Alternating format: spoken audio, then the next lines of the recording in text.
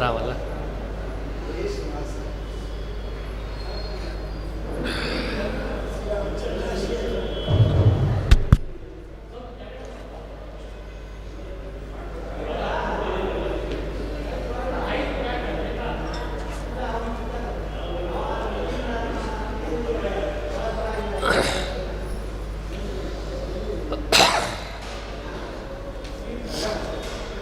ಆರಾಮಿದೆ.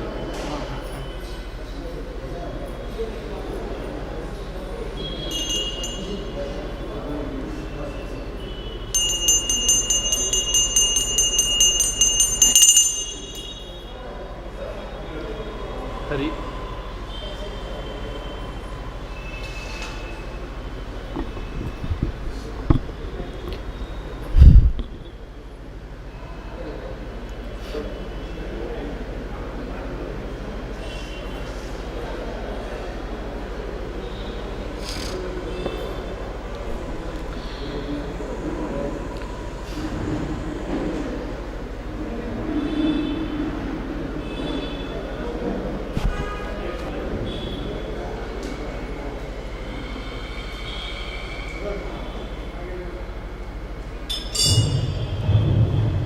ಸರಿ ಅದನ್ನ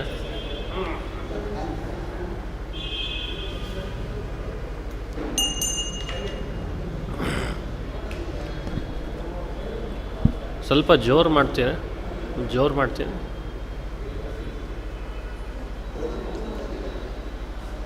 ಶ್ರೀ ಗುರುಭ್ಯೋ ನಮಃ. ಹರಿ ಓಂ.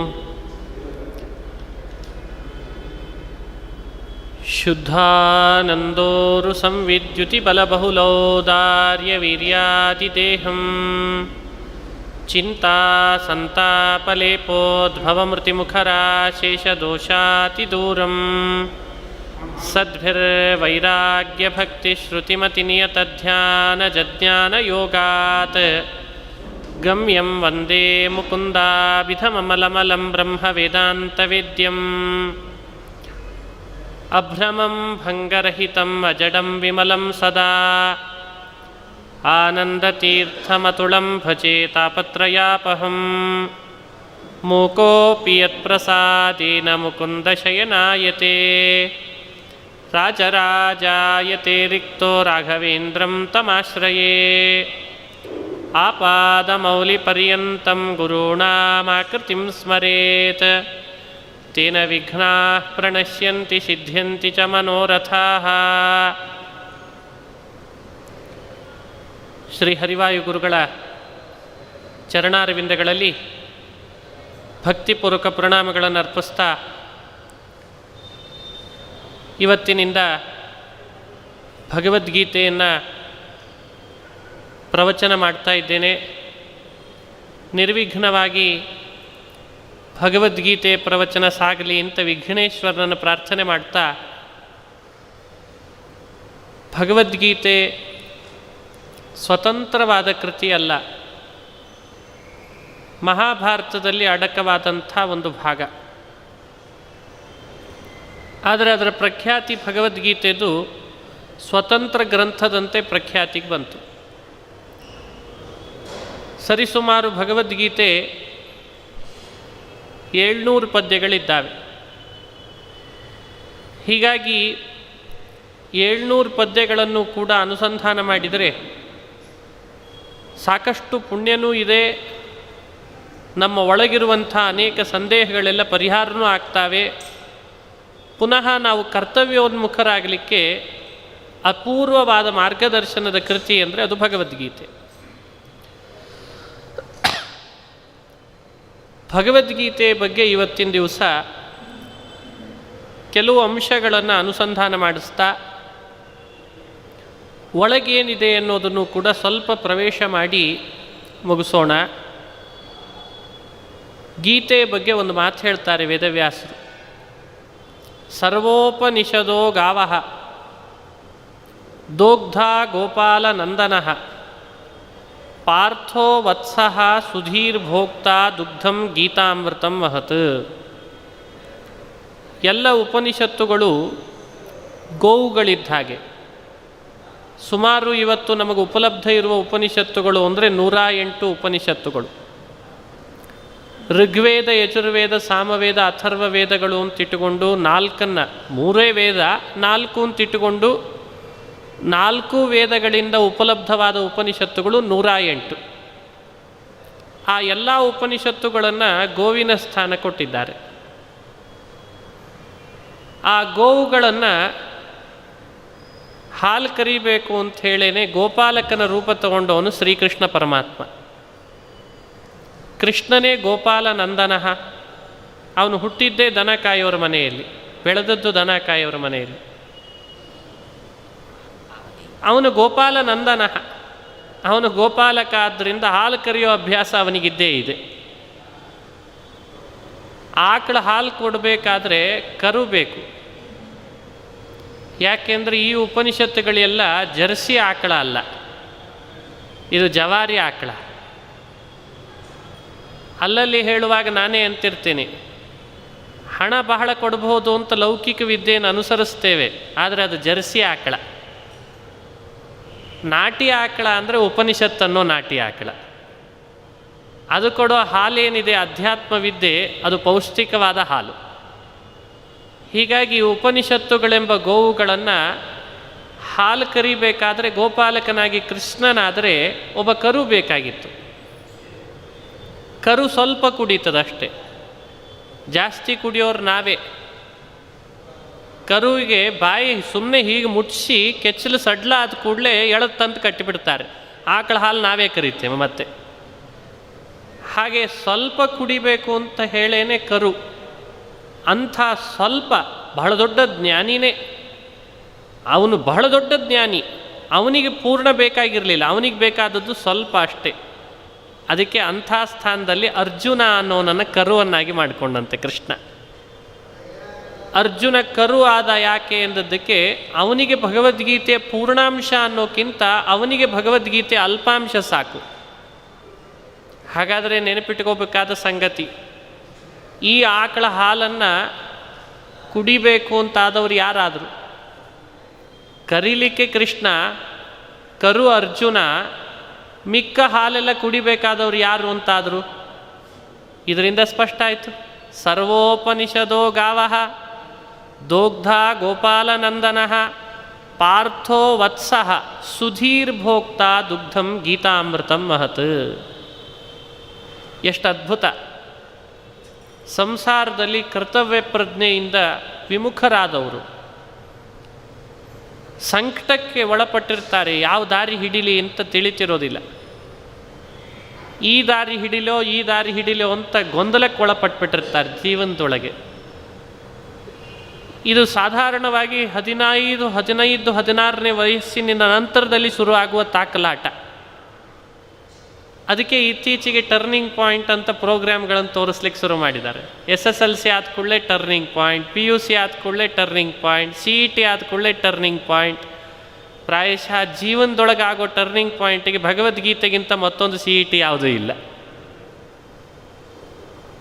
ಪ್ರತಿಯೊಬ್ಬ ಬದುಕಿನಲ್ಲಿ ಅವನಿಗೇ ಆದಂತಹ ಗೊಂದಲಗಳು ಅವನ ಕರ್ತವ್ಯ ಪ್ರಜ್ಞೆಯಲ್ಲಿ ಏರ್ಪಾಡಾದಾಗ, ಯಾವ ದಾರಿ ಸಿಲುಕದಿದ್ದಾಗ, ಎಲ್ಲಪ್ಪ ಸಿಕ್ಕಾಕೊಂಡಿದ್ದೇನೆ ಅಂತ ಒದ್ದಾಡ್ತಿರುವಾಗ ಒಂದು ಸರಿಯಾದ ಮಾರ್ಗದರ್ಶನವನ್ನು ಮಾಡಲಿಕ್ಕೆ ಒಳ್ಳೆ ಪೌಷ್ಟಿಕವಾದ ಹಾಲನ್ನು ಜಗತ್ತಿಗೆ ಕೊಟ್ಟಿದ್ದಾನೆ ಶ್ರೀಕೃಷ್ಣ.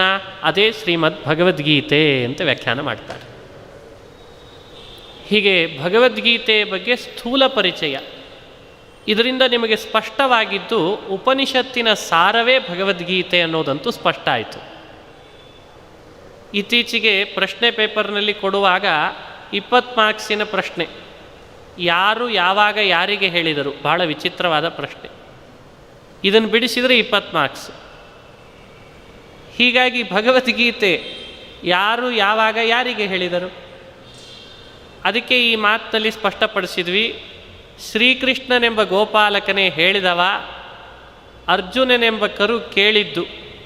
ಯಾವಾಗ ಅಂತ ಪ್ರಶ್ನೆ ಕೇಳಿದ್ದಕ್ಕೆ ಯುದ್ಧದ ರಣಾಂಗಣದಲ್ಲಿ ಅರ್ಜುನನೆಂಬ ಕರುವಿಗೆ ಕೃಷ್ಣ ಹೇಳಿದ್ದಾನೆ. ಇದು ಒಂದು ಅಭಿಪ್ರಾಯವನ್ನು ನಾವು ಅನುಸಂಧಾನ ಮಾಡಬೇಕು. ರಣಾಂಗಣದಲ್ಲಿ ಅರ್ಜುನನಿಗೆ ಮೋಸ ಮಾಡೋ ಇಚ್ಛೆ ಕೃಷ್ಣನಿಗೆ ಇರಲಿಲ್ಲ. ಅಥವಾ ಅರ್ಜುನನನ್ನು ಮತಾಂತರ ಮಾಡುವ ಸಾಹಸಕ್ಕೆ ಕೃಷ್ಣ ಕೈ ಹಾಕಲಿಲ್ಲ. ರಣಾಂಗಣದಲ್ಲಿ ನಿಂತಾಗೇನ್ರಿ ಮತಾಂತರ?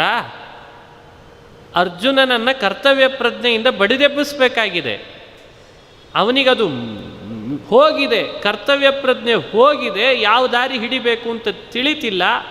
ಯುದ್ಧ ಬಿಡಬೇಕು ಅಂಥೇಳು ನಿಶ್ಚಯ ಇಲ್ಲ, ಯುದ್ಧ ಮಾಡಬೇಕು ಅಂಥೇಳು ನಿಶ್ಚಯ ಇಲ್ಲ. ಗೆಲ್ತೇವೆ ಅಂತ ನಿಶ್ಚಯ ಇಲ್ಲ, ಸೋಲ್ತೇವೆ ಅಂತ ನಿಶ್ಚಯ ಇಲ್ಲ. ತಂದೆ ತಾಯಿ ಬಂಧು ಬಳಗಗಳನ್ನು ಕೊಲ್ಲೋದ್ರಿಂದ ಪಾಪ ಬರ್ತದೆ ಬರೋದಿಲ್ಲ, ಬರ್ತದೆ ಅಂತ ಬಿಡೋಣವೋ ಬರೋದಿಲ್ಲ ಅಂತ ಯುದ್ಧ ಮಾಡೋಣವೋ, ಎರಡೂ ಕೂಡ ಕನ್ವಿನ್ಸ್ ಆಗ್ತಾ ಇಲ್ಲ, ಕನ್ಫ್ಯೂಸ್. ಇದು ಅರ್ಜುನನ ಸ್ಥಿತಿ. ಇಂಥ ಸ್ಥಿತಿಯಲ್ಲಿ ಕೃಷ್ಣ ಅವನಿಗೊಂದು ಶಸ್ತ್ರಚಿಕಿತ್ಸೆ ಮಾಡಿದ. ಆ ಶಸ್ತ್ರಚಿಕಿತ್ಸೆಯೇ ಭಗವದ್ಗೀತೆ ಅಂತ ಚಿಂತನೆ ಮಾಡ್ತಾರೆ. ಇದು ಮೆದುಳಿಗೆ ಮಾಡಿದ ಶಸ್ತ್ರಚಿಕಿತ್ಸೆ, ಅರ್ಥೋ ಸೆಂಟರ್ನಲ್ಲಿ ಮಾಡೋದಲ್ಲ, ಡೆಂಟಲಿಸ್ಟ್ ಮಾಡೋದಲ್ಲ. ಇದು ಕೃಷ್ಣನಂಥ ಒಬ್ಬ ಮಹಾನುಭಾವ ಮಾತ್ರ ಮಾಡಲಿಕ್ಕೆ ಸಾಧ್ಯ. ಭಗವದ್ಗೀತೆ ಬಗ್ಗೆ ಇನ್ನೊಂದು ಮಾತನ್ನು ನಿಮ್ಮ ಮುಂದೆ ತಿಳಿಸ್ಬೇಕು. ವೇದವ್ಯಾಸರ ಹೃದಯ ಅದು ಒಂದು ಕ್ಷೀರಸಾಗರ. ವ್ಯಾಸರ ಹೃದಯದ ಕ್ಷೀರಸಾಗರವನ್ನು ಮಥಿಸಿದಾಗ ಮಥನ ಮಾಡಲಿಕ್ಕೆ ಅಂತ ಒಂದು ಮಂದರವನ್ನು ತಂದಿರಿಸಿದರು. ನಮ್ಮ ಮೇಲಿರುವ ಕರುಣೆಯೇ ಮಂದರ ಪರ್ವತ. ಕರುಣಾ ಮಂದರವನ್ನಿಟ್ಟು ವ್ಯಾಸರು ತಮ್ಮ ಹೃದಯದ ಕ್ಷೀರಸಾಗರ ಮಥಿಸಿದರೆ ಆಗ ಸಾಕಷ್ಟು ಪದಾರ್ಥಗಳು ಹುಟ್ಟುಕೊಂಡು ಬಂದವು. ಆ ಕ್ಷೀರಸಾಗರ ಮಥಿಸಿದಾಗ ಬಂದದ್ದು ವೇದಗಳು, ಅಲ್ಲಿ ಬಂದದ್ದು ಲಕ್ಷ್ಮಿ, ಇಲ್ಲಿ ವೇದಗಳು. ಕ್ಷೀರಸಾಗರ ಮಥನ ಮಾಡಿದಾಗ ವೇದಗಳೆಂಬ ಲಕ್ಷ್ಮಿ ಪ್ರಕಟಳಾದ್ಲು, ಅದಕ್ಕೆ ವೇದವ್ಯಾಸ. ಇದೇ ಕ್ಷೀರಸಾಗರವನ್ನು ಮತ್ತಷ್ಟು ಮಥನ ಮಾಡಿದಾಗಲೇ ಚಂದ್ರ ಬಂದ ಅಲ್ಲಿ. ಇಲ್ಲಿ ಪುರಾಣಗಳೆಲ್ಲ ಚಂದ್ರ, ಎಲ್ಲ ಪುರಾಣಗಳು ಚಂದ್ರನೇ. ಹಾಗೆ ಅಮೃತನೂ ಬಂತು ಕ್ಷೀರಸಾಗರ ಮಥನ ಮಾಡಿದಾಗ. ಕುಡಿದ ದೇವತೆಗಳು ಅಜರರೂ ಆದರು, ಅಮರರೂ ಆದರು. ಈ ಕ್ಷೀರಸಾಗರ ಮಥಿಸಿದಾಗ ಬಂದ ಅಮೃತ ಯಾವುದು? ಬ್ರಹ್ಮಸೂತ್ರವೇ ಅಮೃತ. ಬ್ರಹ್ಮಸೂತ್ರ ಅಮೃತವಾಯಿತು. ಆ ಕ್ಷೀರಸಾಗರ ಮಥಿಸಿದಾಗ ಪಾರಿಜಾತ ಬಂತು. ವೇದವ್ಯಾಸರ ಹೃದಯ ಕ್ಷೀರಸಾಗರ ಮಥಿಸಿದಾಗ ಬಂದ ಪಾರಿಜಾತವೇ ಮಹಾಭಾರತ. ಮಹಾಭಾರತ ಪಾರಿಜಾತ ಅಂತಾರೆ. ಇತಯೇವ ಪುರಾಣ ಗೌರಗೌ ಸಮಹಾಭಾರತ ಪಾರಿಜಾತಕೆ. ಪಾರಿಜಾತ ಅಂತ ಮಹಾಭಾರತವನ್ನು ಕೊಂಡಾಡ್ತಾರೆ. ಇದರ ಮೇಲಿನ ಚಿಂತನೆ, ಮಹಾಭಾರತ ಪಾರಿಜಾತವಾದರೆ ಭಗವದ್ಗೀತೆ ಮಹಾಭಾರತದಲ್ಲಿ ಭೀಷ್ಮ ಪರ್ವದಲ್ಲಿ ಅಡಕ ಆದದ್ದಾದ್ದರಿಂದ ಅದು ಜೇನು ಅಂತ ಅರ್ಥ. ಅದಕ್ಕೆ ಇದನ್ನು ಕೊಂಡಾಡುವಾಗ ಮಹಾನುಭಾವರು ಮಹಾಭಾರತ ಪಾರಿಜಾತ ಮಧುಭೂತ ಅಂತ ವ್ಯಾಖ್ಯಾನ ಮಾಡಿದ್ದಾರೆ. ಈಗ ಸ್ಪಷ್ಟವಾಯಿತು. ಮಹಾಭಾರತವನ್ನು ಚಿಂತನೆ ಮಾಡ್ತಾ ಮಾಡ್ತಾ ಹೋದರೆ ದೇವರಿಗೆ ದಿನ ಪಾರಿಜಾತದ ಅರ್ಪಣೆ ಮಾಡ್ತೇವೆ, ಅರ್ಚನೆ ಮಾಡ್ತೇವೆ ಅಂತ ಚಿಂತನೆ. ಹಾಗಾದರೆ ದಿನ ಭಗವದ್ಗೀತೆಯನ್ನು ಅನುಸಂಧಾನ ಮಾಡಿದರೆ ಭಗವಂತನಿಗೆ ಪಾರಿಜಾತದ ಜೇನಿನ ಅಭಿಷೇಕ ಮಾಡ್ತೇವೆ ಅಂತ ಅರ್ಥ. ಯಾಕೆಂದರೆ ಮಹಾಭಾರತ ಪಾರಿಜಾತ ಆಯಿತು, ಭಗವದ್ಗೀತೆ ಅದರಲ್ಲಿ ಅಡಕ ಆದದ್ದಾದ್ದರಿಂದ ಅದು ಸಾರವಾದದ್ದು ಜೇನು ಅಂತ ಅರ್ಥ. ಹೀಗಾಗಿ ಭಗವದ್ಗೀತೆಯ ಸ್ಥಾನ ಒಂದು ಕಡೆ ಹೇಳುವಾಗ ಉಪನಿಷತ್ತನ್ನು ಆಕಳ ಮಾಡಿ ಕೃಷ್ಣನನ್ನು ಗೋಪಾಲಕನನ್ನಾಗಿ ತಿರುಗಿಸಿ ಅರ್ಜುನನನ್ನು ಕರುವನ್ನಾಗಿ ಮಾಡಿ ಭಗವದ್ಗೀತೆ ಪೌಷ್ಟಿಕವಾದ ಹಾಲಿದು ಅಂತ ವ್ಯಾಖ್ಯಾನ ಮಾಡ್ತಾರೆ. ಮತ್ತೊಂದೆಡೆಯಲ್ಲಿ ಹೇಳುವಾಗ ಮಹಾಭಾರತ ಪಾರಿಜಾತ ವ್ಯಾಸರ ಹೃದಯ ಕ್ಷೀರಸಾಗರದಿಂದ ಬಂದದ್ದು. ಆ ಪಾರಿಜಾತದ ಒಳಗೆ ಸಾರವಾಗಿ ಅಡಕಾದದ್ರಿಂದ ಭಗವದ್ಗೀತೆಯನ್ನು ಜೇನು ಅಂತ ವ್ಯಾಖ್ಯಾನ ಮಾಡಿದ್ದಾರೆ. ಹಾಗಾದರೆ ಭಗವದ್ಗೀತೆಯ ಪ್ರವಚನ ಎರಡು ಮುಖವಾಗಿ ಸಾರ್ಥಕ. ಒಂದೆಡೆ ಹಾಲು, ಇನ್ನೊಂದೆಡೆ ಜೇನು. ಪ್ರಾಯಶಃ ಹಾಲನ್ನು ಕುಡಿದವರು ಪ್ರತ್ಯೇಕವಾಗಿ ಜೇನು ತಗೊಳ್ತಾರೆ, ಜೇನು ಬೇರೆ ಆದ್ದರಿಂದ. ಜೇನನ್ನು ತಗೊಂಡವರು ಪ್ರತ್ಯೇಕವಾಗಿ ಹಾಲು ತಗೊಳ್ಬೋದು. ಭಗವದ್ಗೀತೆಯ ವಿಶೇಷತೆ ಏನು ಅಂದರೆ ಹಾಲು ಅದೇ ಆಗಿದೆ, ಜೇನು ಅದೇ ಆಗಿದೆ ಅನ್ನೋದೇ ತಾತ್ಪರ್ಯ. ಹೀಗಾಗಿ ಹಾಲು ಹೌದು, ಜೇನೂ ಹೌದು. ಎರಡು ಅಂಶ. ಮೂರನೇ ಅಂಶ ಮಹಾಭಾರತ ಕಾಲದಲ್ಲಿ ನಡೆದಂಥ ಅತ್ಯದ್ಭುತವಾದ ಯುದ್ಧ. ಈ ಯುದ್ಧದಲ್ಲಿ ಕೃಷ್ಣ ಪರಮಾತ್ಮ ಭಗವದ್ಗೀತೆಯನ್ನು ಉಪದೇಶಿಸಿದ. ಇದರ ಮೇಲೆ ಕೆಲವರು ಮಾಡುವಂಥ ಆಕ್ಷೇಪ ಏನು ಆಕ್ಷೇಪ ಅಂದರೆ, ಯುದ್ಧದ ರಣಾಂಗಣದಲ್ಲಿ ಎಲ್ಲರೂ ಸನ್ನದ್ಧರಾಗಿ ನಿಂತಾಗ ಅವರೆಲ್ಲರೂ ಕೃಷ್ಣ ಅರ್ಜುನನಿಗೆ ಭಗವದ್ಗೀತೆ ಹೇಳ್ತಿದ್ದಾನೆ, ನಾವು ಸ್ವಲ್ಪ ಹೊತ್ತು ತಡೆದು ಬಾಣ ಬಿಡಬೇಕು ಅಂತ ಏನಾದರೂ ರಿಸ್ಟ್ರಿಕ್ಷನ್ಸ್ ಕೊಟ್ಟಿದ್ರಾ? 700 ಶ್ಲೋಕ ಹೇಳಲಿಕ್ಕೆ ಸಾಧ್ಯನಾ? ಹೀಗಾಗಿ ಇದೆಲ್ಲ ಅವೈಜ್ಞಾನಿಕ. ಕೃಷ್ಣ ಹೇಳೇ ಇಲ್ಲ, ಅರ್ಜುನ ಕೇಳೇ ಇಲ್ಲ, ಇದು ಯಾವುದೂ ನಡೆದೇ ಇಲ್ಲ. ಈ ತೀರ್ಮಾನಕ್ಕೆ ಬರ್ತಾರೆ. ಇದಕ್ಕೊಂದು ಉತ್ತರ ಇದೆ, ಸ್ಪಷ್ಟವಾಗಿ ಚಿಂತನೆ ಮಾಡಬೇಕು. ಭಗವದ್ಗೀತೆ ಮಹಾಭಾರತದ ಒಳಗಿನ ಒಂದು ಸಾರ ಆದ್ದರಿಂದ ಸೂಕ್ಷ್ಮವಾಗಿ ಚಿಂತನೆ ಮಾಡಬೇಕು. ಯಾವಾಗ ಭಗವದ್ಗೀತೆ ಮಹಾಭಾರತದಲ್ಲಿ ಅಡಕಾಗಿದೆ, ಮಹಾಭಾರತ ಯಾವಾಗ ನಿರ್ಮಾಣ ಆಗಿದೆ, ಎರಡಕ್ಕೂ ಅನ್ಯೋನ್ಯ ಸಂಬಂಧ ಎಂಥದ್ದು ಅಂತ ಸ್ವಲ್ಪ ಹೊತ್ತು ಚಿಂತಿಸೋಣ. ಮಹಾಭಾರತದ ಕಥೆ ಹೀಗೆ ಹೇಳ್ತದೆ. ಮೊದಲನೇ ದಿನದಿಂದ 10ನೇ ದಿನ ತನಕ ಯುದ್ಧ ನಡೀತು. ಅಕ್ಷೋಹಿಣಿ ಸೈನ್ಯ ಭೀಷ್ಮಾಚಾರ್ಯರು ಭಾರೀ ಪರಾಕ್ರಮ ತೋರಿ ಎಲ್ಲರನ್ನ ಸಂಹಾರನೂ ಮಾಡ್ತಿದ್ರು, ಭಾರೀ ಪರಾಕ್ರಮನೂ ತೋರ್ತಾ ಇದ್ರು. 10ನೇ ದಿನ ಅರ್ಜುನ ಭೀಷ್ಮಪಾತ ಮಾಡಿದ. ಅರ್ಜುನ ಯಾವಾಗ ಭೀಷ್ಮಾಚಾರ್ಯರನ್ನ ಸರಪಂಜರದ ಮೇಲೆ ಮಲಗಿಸಿದ್ನೋ ಆ ಸುದ್ದಿ ಸಂಜಯನಿಗೆ ಈ ವಿಷಯ ನಾನು ಧೃತರಾಷ್ಟ್ರನಿಗೆ ಮುಟ್ಟಿಸ್ಬೇಕು ಅಂತ ಅನ್ನಿಸ್ತಂತೆ. ಈ ವಿಷಯ ಮುಟ್ಟಿಸದೇ ಇದ್ದರೆ ನನ್ನ ತಪ್ಪಾಗ್ತದೆ ಅಂದ್ಕೊಂಡ ಸಂಜಯ. ಸಂಜಯ್ ಯಾರು? ಮಹಾಭಾರತ ಯುದ್ಧ ನಡೀತದೆ ಅಂತ ನಿಶ್ಚಯ ಆದಾಗ ಇನ್ನೂ ಪ್ರಾರಂಭ ಆಗಿರಲಿಲ್ಲ. ನಡೆಯೋ ಮೊದಲು ವೇದವ್ಯಾಸರು ಒಮ್ಮೆ ಧೃತರಾಷ್ಟ್ರನ ಬಳಿಗೆ ಬಂದರು. ಧೃತರಾಷ್ಟ್ರನನ್ನು ಮಾತಾಡಿಸ್ತಾರೆ. ಧೃತರಾಷ್ಟ್ರ, ಯುದ್ಧ ಅಂತೂ ನಿಶ್ಚಯ ಆಗಿದೆ, ನಿನಗೇನಾದರೂ ಬೇಕು ಅಂತ ಅನಿಸಿದರೆ ವರ ಕೇಳು ಅಂತಂದರು ವೇದವ್ಯಾಸರು. ವೇದವ್ಯಾಸರು ಕೇಳ್ತಿದ್ದಾರೆ, ವರ ಬೇಕಾ ಅಂತ. ಧೃತರಾಷ್ಟ್ರನಿಗೆ ಏನು ಕೇಳಬೇಕು ಅಂತ ಅನಿಸ್ತು. ನೀ ಯುದ್ಧ ನೋಡೋದಾದರೆ ಕಣ್ಣು ಕೊಡ್ತೇನೆ ಅಂದ್ರಂತೆ. ಇದೆಂಥ ವಿಚಿತ್ರ! ಯುದ್ಧ ನೋಡೋದಾದರೆ ಹೇಳು, ಕುರುಕ್ಷೇತ್ರದಲ್ಲಿ ಕೂಡಿಸಿ ನಿನಗೊಂದು ಅದೇನೋ ಲೈವ್ ಟೆಲಿಕಾಸ್ಟ್ ಅಂತಾರಲ್ಲ, ತೋರಿಸ್ತೇನೆ ಅಂತಾರೆ ವೇದವ್ಯಾಸರು. ಆದರೆ ಧೃತರಾಷ್ಟ್ರನಿಗೆ ತನ್ನ ಮಕ್ಕಳು ಹೊಡೆದಾಡೋದನ್ನು ಕಣ್ಣಿನಿಂದ ನೋಡೋಷ್ಟು ಬಯಕೆ ಇರಲಿಲ್ಲ. ಆದರೆ ನನಗೆ ನೋಡೋ ಬಯಕೆ ಇಲ್ಲ, ಕೇಳೋ ಬಯಕೆ ಇದೆ ಅಂದಂತೆ. ಅದು ಕೆಲವರು ಹಾಬಿ ಅಂದ್ಕೊಳ್ಬೋದು, ಕೆಲವರಿಗೆ ನೋಡಲಿಕ್ಕಾಗಲ್ಲ, ರೇಡಿಯೋ ಕೇಳಲಿಕ್ಕಾಗ್ತದೆ, ಕಿವಿಯಲ್ಲೇ ಇಟ್ಕೊಂಡು ಕೇಳ್ತಾರೆ, ಅದು ಕೆಲವ್ರ ಅಭ್ಯಾಸ. ಅದು ಧೃತರಾಷ್ಟ್ರ ಹೇಳ್ದ, ಕೇಳೋ ವ್ಯವಸ್ಥೆ ಮಾಡುವ ವರ ಕೊಡ್ರಿ. ವೇದವ್ಯಾಸರಿಗೆ 2 ರೀತಿ ಜವಾಬ್ದಾರಿ. ಯಾಕೆಂದರೆ ನೋಡಲ್ಲ ಅಂತಾನೆ, ಕೇಳಬೇಕು ಅಂತಾನೆ. ಹಾಗಾದರೆ ನೋಡೋವನನ್ನು ಒಬ್ಬನ ಕರೆದು ಇವನಿಗೆ ಹೇಳೋ ವ್ಯವಸ್ಥೆ ಮಾಡಿಸ್ಬೇಕೀಗ. ಸರಿ, ಸಂಜಯ ಅಂತ ತಮ್ಮ ಶಿಷ್ಯ ಅವನು. ಸಂಜಯ ಅಂದರೆ ಗವಲ್ಗಣ ಅನ್ನೋ ಒಬ್ಬನ ಮಗ. ಗವಲ್ಗಣ ಕುರುವಂಶದ ರಾಜರಿಗೆ ಮಂತ್ರಿ ಆದವನು. ಹೀಗಾಗಿ ಗವಲ್ಗಣನ ಮಗ ಸಂಜಯನೂ ಕೂಡ ಧೃತರಾಷ್ಟ್ರನಿಗೆ ಮಂತ್ರಿ ಸ್ಥಾನದಲ್ಲಿದ್ದ. ಸಂಜಯ ವೇದವ್ಯಾಸರಿಗೆ ಶಿಷ್ಯ, ಇವನಿಗೆ ಮಂತ್ರಿ. ಇನ್ಯಾರಾದರೂ ವಾರ್ತಾ ವಾಚನ ಮಾಡಿದರೆ ಇವನಿಗೆ ನಂಬಿಕೆ ಬರಲ್ಲ. ಅಲ್ಲಿ ನಡೆದದ್ದೇನೋ ಇವ ಇನ್ನೇನೋ ಹೇಳ್ದ ಅಂದರೆ ಏನು ಮಾಡ್ತೀರಿ? ಹಂಗೂ ನಡೀತಾವೆ ಎಷ್ಟೋ ಸಂದರ್ಭದಲ್ಲಿ. ಅವನು ಏನೋ ಭಾಷಣ ಮಾಡಿರ್ತಾನೆ, ಇವ್ರು ಏನೋ ಮಾತಾಡ್ತಿರ್ತಾರೆ ವಾರ್ತೆಗಳಲ್ಲಿ. ಮಾತಾಡಿದ್ದೇ ಏನೋ, ಇವ್ರು ಹಾಕಿದ್ದಿನ್ನೇನೋ, ನಂಬಿಕೆ ಬರಲ್ಲ. ಅದಕ್ಕೆ ವೇದವ್ಯಾಸರು ಉಪಾಯ ಮಾಡಿದರು. ಇವನಿಗೆ ಬೇಕಾದವನಾಗಿರಬೇಕು, ತಮ್ಮ ಶಿಷ್ಯನೂ ಅನಿಸಿರಬೇಕು, ಅಂಥವ ಒಬ್ಬ ವ್ಯಕ್ತಿ, ಅವನು ಒಬ್ಬನೇ, ಅವನು ಸಂಜಯ, ನೀನು ಬಾಯಿ ಇಲ್ಲಿ ಅಂತಂದರು. ಸಂಜಯ ಧೃತರಾಷ್ಟ್ರನಿಗೆ ಯುದ್ಧ ನೋಡೋ ಬಯಕೆ ಇಲ್ಲ, ಕೇಳೋ ಬಯಕೆ ಇದೆ. ನಾನು ನಿನಗೇನು ವರ ಕೊಡ್ತೇನೆ, ನೀನು ಯುದ್ಧವನ್ನು ಕಣ್ಣಾರೆ ನೋಡು. ಎಷ್ಟು ವಿಶೇಷ ಅಂದರೆ ಸಂಜಯನಿಗೆ ವ್ಯಾಸರಂತಾರೆ, ಭಗವದ್ಗೀತೆ ಕೊನೆಯಲ್ಲಿ ಬರುವ ಘಟ್ಟ. ಈಗ ಮೊದಲೇ ನಿಮ್ಮ ಮುಂದೆ ಹೇಳ್ತಾ ಇದ್ದೇನೆ ನಾನು, ಕೊನೆಯಲ್ಲಿ ಬರ್ತದಿದು.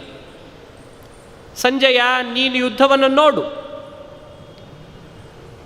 ಅಲ್ಲಿ ಬೇಕಾದಷ್ಟು ಶಸ್ತ್ರಗಳು ಬೀಳ್ತಿರ್ತಾವೆ, ಅಸ್ತ್ರಗಳು ಬಡಿತಿರ್ತಾವೆ, ಆದರೆ ನಿನಗೆ ಮಾತ್ರ ಯಾವ ಅಸ್ತ್ರ ಬಡ್ದಿರಬಾರ್ದು, ಅಂಥ ವರ ಕೊಡ್ತೇನೆ ಅಂತಂದ್ರಂತೆ. ಇದು ಭಗವದ್ಗೀತೆಯಲ್ಲಿರೋದು. ನಿನ್ನನ್ನು ಯಾವ ಅಸ್ತ್ರ ಮುಟ್ಟಬಾರ್ದು, ನಿನಗೆ ಶಸ್ತ್ರಗಳು ಬಡಿಬಾರ್ದು, ನೀನು ಅಲ್ಲೇ ಹೋಗಿ ಯುದ್ಧದ ರಣಾಂಗಣದಲ್ಲಿ ಎಲ್ಲರನ್ನ ಕಾಣು. ಎಲ್ಲಿ ತನಕ?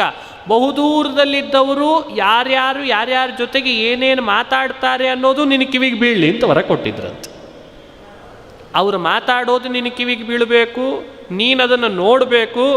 ನೋಡುವಾಗ ನಿನ್ನ ಮೇಲೆ ಯಾವ ಶಸ್ತ್ರಾಸ್ತ್ರಗಳು ಬೀಳಬಾರ್ದು.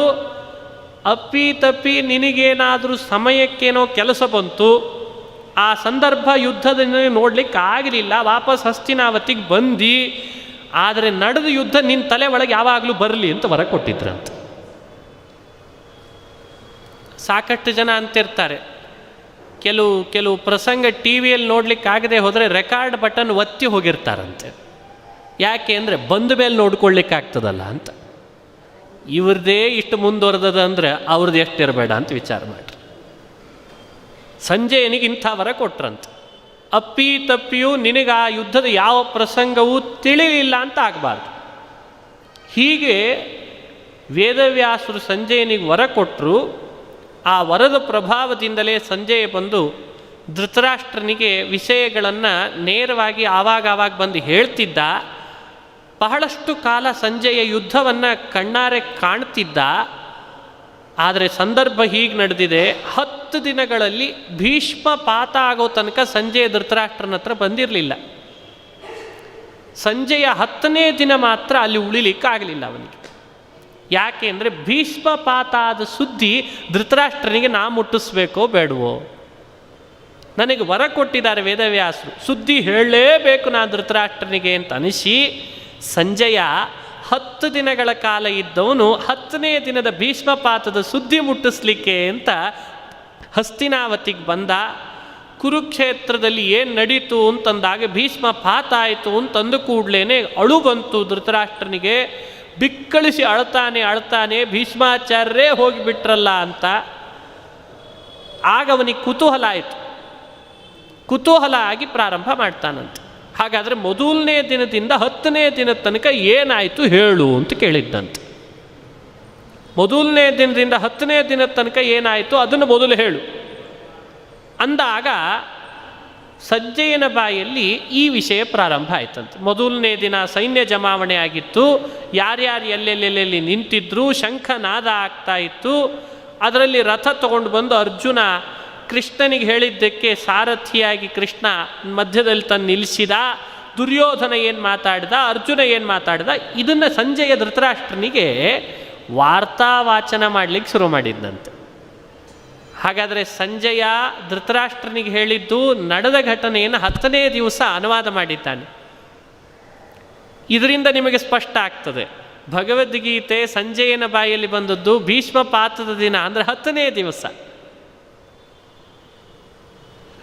ಒಟ್ಟಾರೆ ಭಗವದ್ಗೀತೆಯ ಸ್ಕ್ರಿಪ್ಟ್, ಈ ಸ್ಕ್ರಿಪ್ಟ್ ಯಾವಾಗ ಬಂತು? ಇದಕ್ಕೂ ನಾವು ಹಿನ್ನೆಲೆ ವಿಚಾರ ಮಾಡ್ತಾ ಬಂದ್ವಿ. ಮಹಾಭಾರತದಲ್ಲಿ ಮೊದಲೇ ಭಗವದ್ಗೀತೆ ತಯಾರಾಗಿಬಿಟ್ಟಿತ್ತು. ಯಾಕೆ? ಮಹಾಭಾರತದ ಸ್ಕ್ರಿಪ್ಟ್ ಇದೆಯಲ್ಲ, ಅದು ಮಹಾಭಾರತ ನಡೆಯೋ ಮೊದಲೇ ನಡೆದು ಬಿಟ್ಟಿದೆ, ತಯಾರಾಗಿಬಿಟ್ಟಿದೆ. ಸ್ಕ್ರಿಪ್ಟ್ ತಯಾರಾದ ಮೇಲೆ ತಾನೇ ಸಿನಿಮಾ ತೆಗೆಯೋದು. ಹಾಗೆ ಮಹಾಭಾರತ ಅನ್ನುವ ಶ್ಲೋಕಗಳು ಗ್ರಂಥ ಇದು ನಡೆದ ಘಟನೆ ಆದಮೇಲೆ ಮಹಾಭಾರತ ಬರೆದದ್ದಲ್ಲ. ಮಹಾಭಾರತ ನಡೆಯೋ ಮುನ್ನವೇ ಗ್ರಂಥವನ್ನು ರಚನೆ ಮಾಡಿಬಿಟ್ಟಿದ್ರಂತೆ. ಸರಿಸುಮಾರು ಧೃತರಾಷ್ಟ್ರ ಹುಟ್ಟಿದಾಗ ವೇದವ್ಯಾಸರು 600ನೇ ವರ್ಷದವರಾಗಿದ್ದರು ಅಂತ ಒಂದು ಪ್ರಮಾಣ ಹೇಳ್ತದೆ. 600 ವರ್ಷದಷ್ಟು ಮೊದಲೇ ವೇದವ್ಯಾಸರು ಮೊದಲೇ ಬರೆದು ಬಿಟ್ಟಿದ್ದಾರೆ.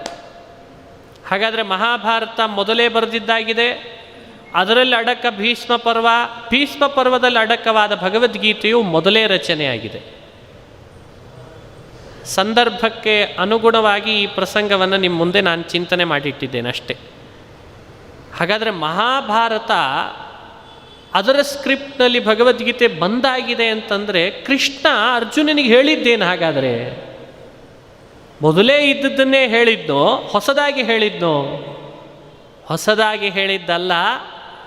ಮೊದಲೇ ಏನು ಮಹಾಭಾರತದೊಳಗೆ ಸ್ಕ್ರಿಪ್ಟ್ ಇದೆ ಅದರದ್ದೇ ಅಂಶಗಳನ್ನು ಅರ್ಜುನನಿಗೆ ಕೃಷ್ಣ ಪರಮಾತ್ಮ ನಿರೂಪಣೆ ಮಾಡಿದ್ದಾನೆ. 1 ತಾಸು ಪ್ರವಚನನ, 1 ತಾಸು ಆದಮೇಲೆ ಪ್ರವಚನ ಮುಗಿಸಿ ಮನೆಗೆ ಹೋಗ್ತೇವೆ. ಯಾರೋ ಕೇಳ್ತಾರೆ ಏನಿತ್ತು ಪ್ರವಚನದಲ್ಲಿ, 3 ನಿಮಿಷದಲ್ಲಿ ಹೇಳ್ತಾರೆ. ನೋಡಿ ಇಷ್ಟು ಹೇಳಿದರು ಅಂತ. ಪ್ರವಚನ 1 ತಾಸು, ಏನಿತ್ತು ಅಂತ ಕೇಳಿದ ಕೂಡಲೇ ಹೇಳಿದ್ದು ಎಷ್ಟು ನಿಮಿಷ? 4-5 ವಾಕ್ಯದಲ್ಲಿ ಮುಗಿದು ಹೋಗ್ತದೆ. ಹಾಗೆ ಕೃಷ್ಣ ಭಗವದ್ಗೀತೆಯ ಸ್ಕ್ರಿಪ್ಟು ಮಹಾಭಾರತದಲ್ಲಿ ವೇದವ್ಯಾಸರೇ ಮೊದಲೇ ರಚನೆ ಮಾಡಿ ಇಟ್ಟಾಗಿದೆ. ಅರ್ಜುನನಿಗೆ ಆ ಕಾಲಕ್ಕೆ ಎಷ್ಟು ವ್ಯವಸ್ಥಿತವಾಗಿ ಸ್ಪಷ್ಟವಾಗಿ ನಿರೂಪಣೆ ಮಾಡಿಬಿಟ್ಟಿದ್ದಾರೆ. ಯಾಕಿಷ್ಟು ಒಪ್ಪಲಿಕ್ಕೆ ತಯಾರಿಲ್ಲ? ಯಾಕಿದನ್ನು ಅಲ್ಲಗಳೆಯುತ್ತೀರಿ? ಇದು ಭಗವದ್ಗೀತೆಯ ಅದ್ಭುತವಾದ ಮಹಿಮೆ. ಹೀಗಾಗಿ ಮಹಾಭಾರತದ ಒಳಗಿರುವ ಸಾರಭೂತವಾದ ಗ್ರಂಥ ಭಗವದ್ಗೀತೆ ಅಂತ ಚಿಂತಿಸ್ತಾ, ಮಹಾಭಾರತ ಮೊದಲೇ ರಚನೆ ಮಾಡಿದ್ದು ಅಂತನ್ನೋದನ್ನು ಮೊದಲು ತಿಳಿದು ಆಮೇಲೆ ಭಗವದ್ಗೀತೆಯನ್ನು ನಾವು ಅನುಸಂಧಾನ ಮಾಡಬೇಕೇ ಹೊರತು ನೇರ ಭಗವದ್ಗೀತೆಯನ್ನೇ ಓದಲಿಕ್ಕೆ ಹೋಗಿ ಹಿಂದಿಲ್ಲ ಮುಂದಿಲ್ಲ ತಳ ಇಲ್ಲ ಬುಡ ಇಲ್ಲ ಏನು ಅರ್ಥ ಆಗ್ತದೆ? ಬಹಳ ಅದ್ಭುತ ಭಗವದ್ಗೀತೆ ಅಂದರೆ, ಸಾಧಾರಣ ಗ್ರಂಥ ಅಲ್ಲ. ಇದು 4ನೇ ಅಂಶ. 5ನೇ ಅಂಶ, ಭಗವದ್ಗೀತೆ ಬಗ್ಗೆ ಹೇಳುವಾಗ ಹಾಗಾದರೆ ಮಹಾಭಾರತದ ಮಹಿಮೆಯನ್ನು ಮೊದಲು ತಿಳಿಬೇಕು. ಅದು ಅವಶ್ಯಕ ಹಾಗೂ ಅನಿವಾರ್ಯ. ಮಹಾಭಾರತದ ಮಹಿಮೆ ತಿಳಿದು ಭಗವದ್ಗೀತೆಯ ಕಡೆಗೆ ಬಂದಾಗ ಇನ್ನಷ್ಟು ನಮಗದರ ಬಗ್ಗೆ ಆಸ್ಥೆ, ಶ್ರದ್ಧೆ ಬರ್ತದೆ. ವೇದವ್ಯಾಸರು ನಾರಾಯಣನ ಅವತಾರ, ದ್ವಾಪರದ ಅಂತ್ಯದಲ್ಲಿ ಅವತರಿಸಿ ಜ್ಞಾನ ಎಲ್ಲೆಡೆ ಲೋಪ ಆದಾಗ ಜ್ಞಾನ ಕೊಡ್ಲಿಕ್ಕೆ ಬಂದ ಸೂರ್ಯನೇ ವೇದವ್ಯಾಸರು. ಅಂಥ ವೇದವ್ಯಾಸರು ವೇದಗಳನ್ನು ವಿಭಾಗ ಮಾಡಿದರು, ಬ್ರಹ್ಮಸೂತ್ರಗಳನ್ನು ರಚಿಸಿದರು. ವೇದಗಳನ್ನು ವಿಭಾಗ ಮಾಡಿದ್ದಲ್ಲದೆ ಅದರದ್ದೇ ಆದ ಪ್ರವರ್ತಕರನ್ನಾಗಿ ಒಬ್ಬೊಬ್ಬರನ್ನು ನೇಮಕ ಮಾಡಿದರು. ಋಗ್ವೇದ, ಯಜುರ್ವೇದ, ನೀ ತಗೋ, ನೀ ಮಾಡು, ನೀ ಎಲ್ಲದಕ್ಕೂ ಒಬ್ಬೊಬ್ಬ CEO ಬೇಕಲ್ಲ. ವಾರ್ತಾ ಇಲಾಖೆ ವ್ಯವಸ್ಥೆ ಮಾಡಿದರು. ಪ್ರಚಾರ ಇಲಾಖೆ ಬೇರೆ, ವಾರ್ತಾ ಇಲಾಖೆ ಬೇರೆ, ಅದರದ್ದೇ ಸಚಿವರು ಬೇರೆ. ಅದನ್ನು ನೀವು ಮುಂದುವರಿಸ್ಕೊಂಡು ಹೋಗು, ಶಿಷ್ಯರಿಗೆ ಪ್ರಶಿಷ್ಯರಿಗೆ ಕೊಡು ಅಂತ ವೇದವ್ಯಾಸರ ಅದ್ಭುತವಾದ ವ್ಯವಸ್ಥೆ. ಅದನ್ನು ಶಿಷ್ಯರಿಗೆ ಮಾಡಲಿಕ್ಕೆ ಶುರು ಮಾಡಿದರು. ಹಾಗೆ ಬ್ರಹ್ಮಸೂತ್ರ ರಚಿಸಿದರು, ಪುರಾಣಗಳನ್ನು ರಚಿಸಿದರು, ಅದಕ್ಕೆ ಒಬ್ಬೊಬ್ಬರನ್ನ ನೇಮಕ ಮಾಡಿಕೊಟ್ರು. ಹಾಗೆ ಮಹಾಭಾರತ ರಚನೆ ಮಾಡಿದರು. ಮಹಾಭಾರತ ರಚನೆ ಮಾಡಿ ಅದರದ್ದೇ ಆದ ಪ್ರಚಾರ ಕಾರ್ಯವನ್ನು ಒಬ್ಬರಿಗೆ ವಹಿಸ್ಕೊಟ್ರು, ವೈಶಂಪಾಯನರಿಗೆ ವಹಿಸ್ಕೊಟ್ರು, ಅದನ್ನು ಮುಂದುವರಿಸ್ಕೊಂಡು ಹೋಗ್ರಿ ಅಂತ. ಈ ಮಹಾಭಾರತವನ್ನು ರಚಿಸಿದ ಮೇಲೆ ಸಾಕಷ್ಟು ಋಷಿಮುನಿಗಳು, ಎಲ್ಲ ದೊಡ್ಡ ದೊಡ್ಡ ಸ್ಕಾಲರ್ಸ್, ಅಸೋಸಿಯೇಟ್ ಪ್ರೊಫೆಸರ್ಸ್, ಅವರಿಗೆಲ್ಲ ತಾವಾಗೇ ಡಾಕ್ಟರೇಟ್ ತೊಗೊಂಡ್ಬೋದು. ಅವರು ನಾವು ನೀವು ಯೂನಿವರ್ಸಿಟಿಯಿಂದ ಅವರಿಗೆ ಡಾಕ್ಟರೇಟ್ ಕೊಡಬೇಕಾಗಿಲ್ಲ. ಅಂಥಂಥ ಬ್ರಹ್ಮಜ್ಞಾನಿಗಳು, ವೇದವ್ಯಾಸರ ಶಿಷ್ಯರು.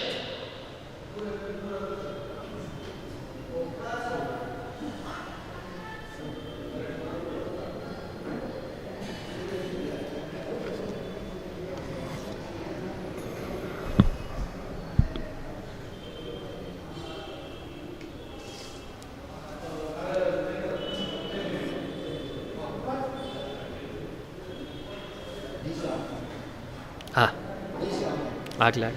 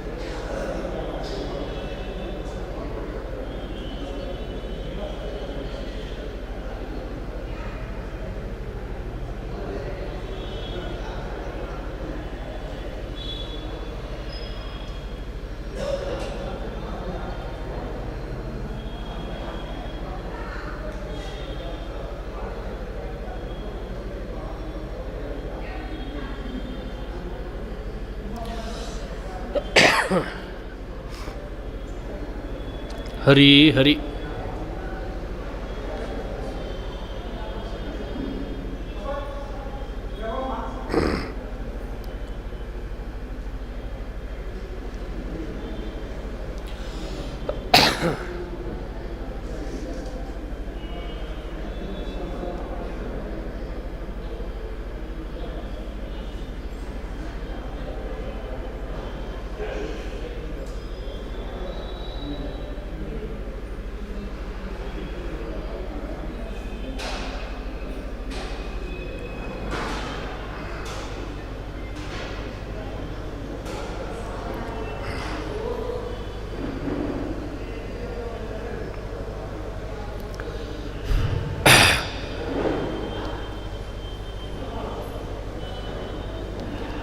ಮಹಾಭಾರತದ ಮತ್ತೊಂದು ವೈಶಿಷ್ಟ್ಯವನ್ನು ಚಿಂತನೆ ಮಾಡ್ತಾ ಇದ್ವಿ.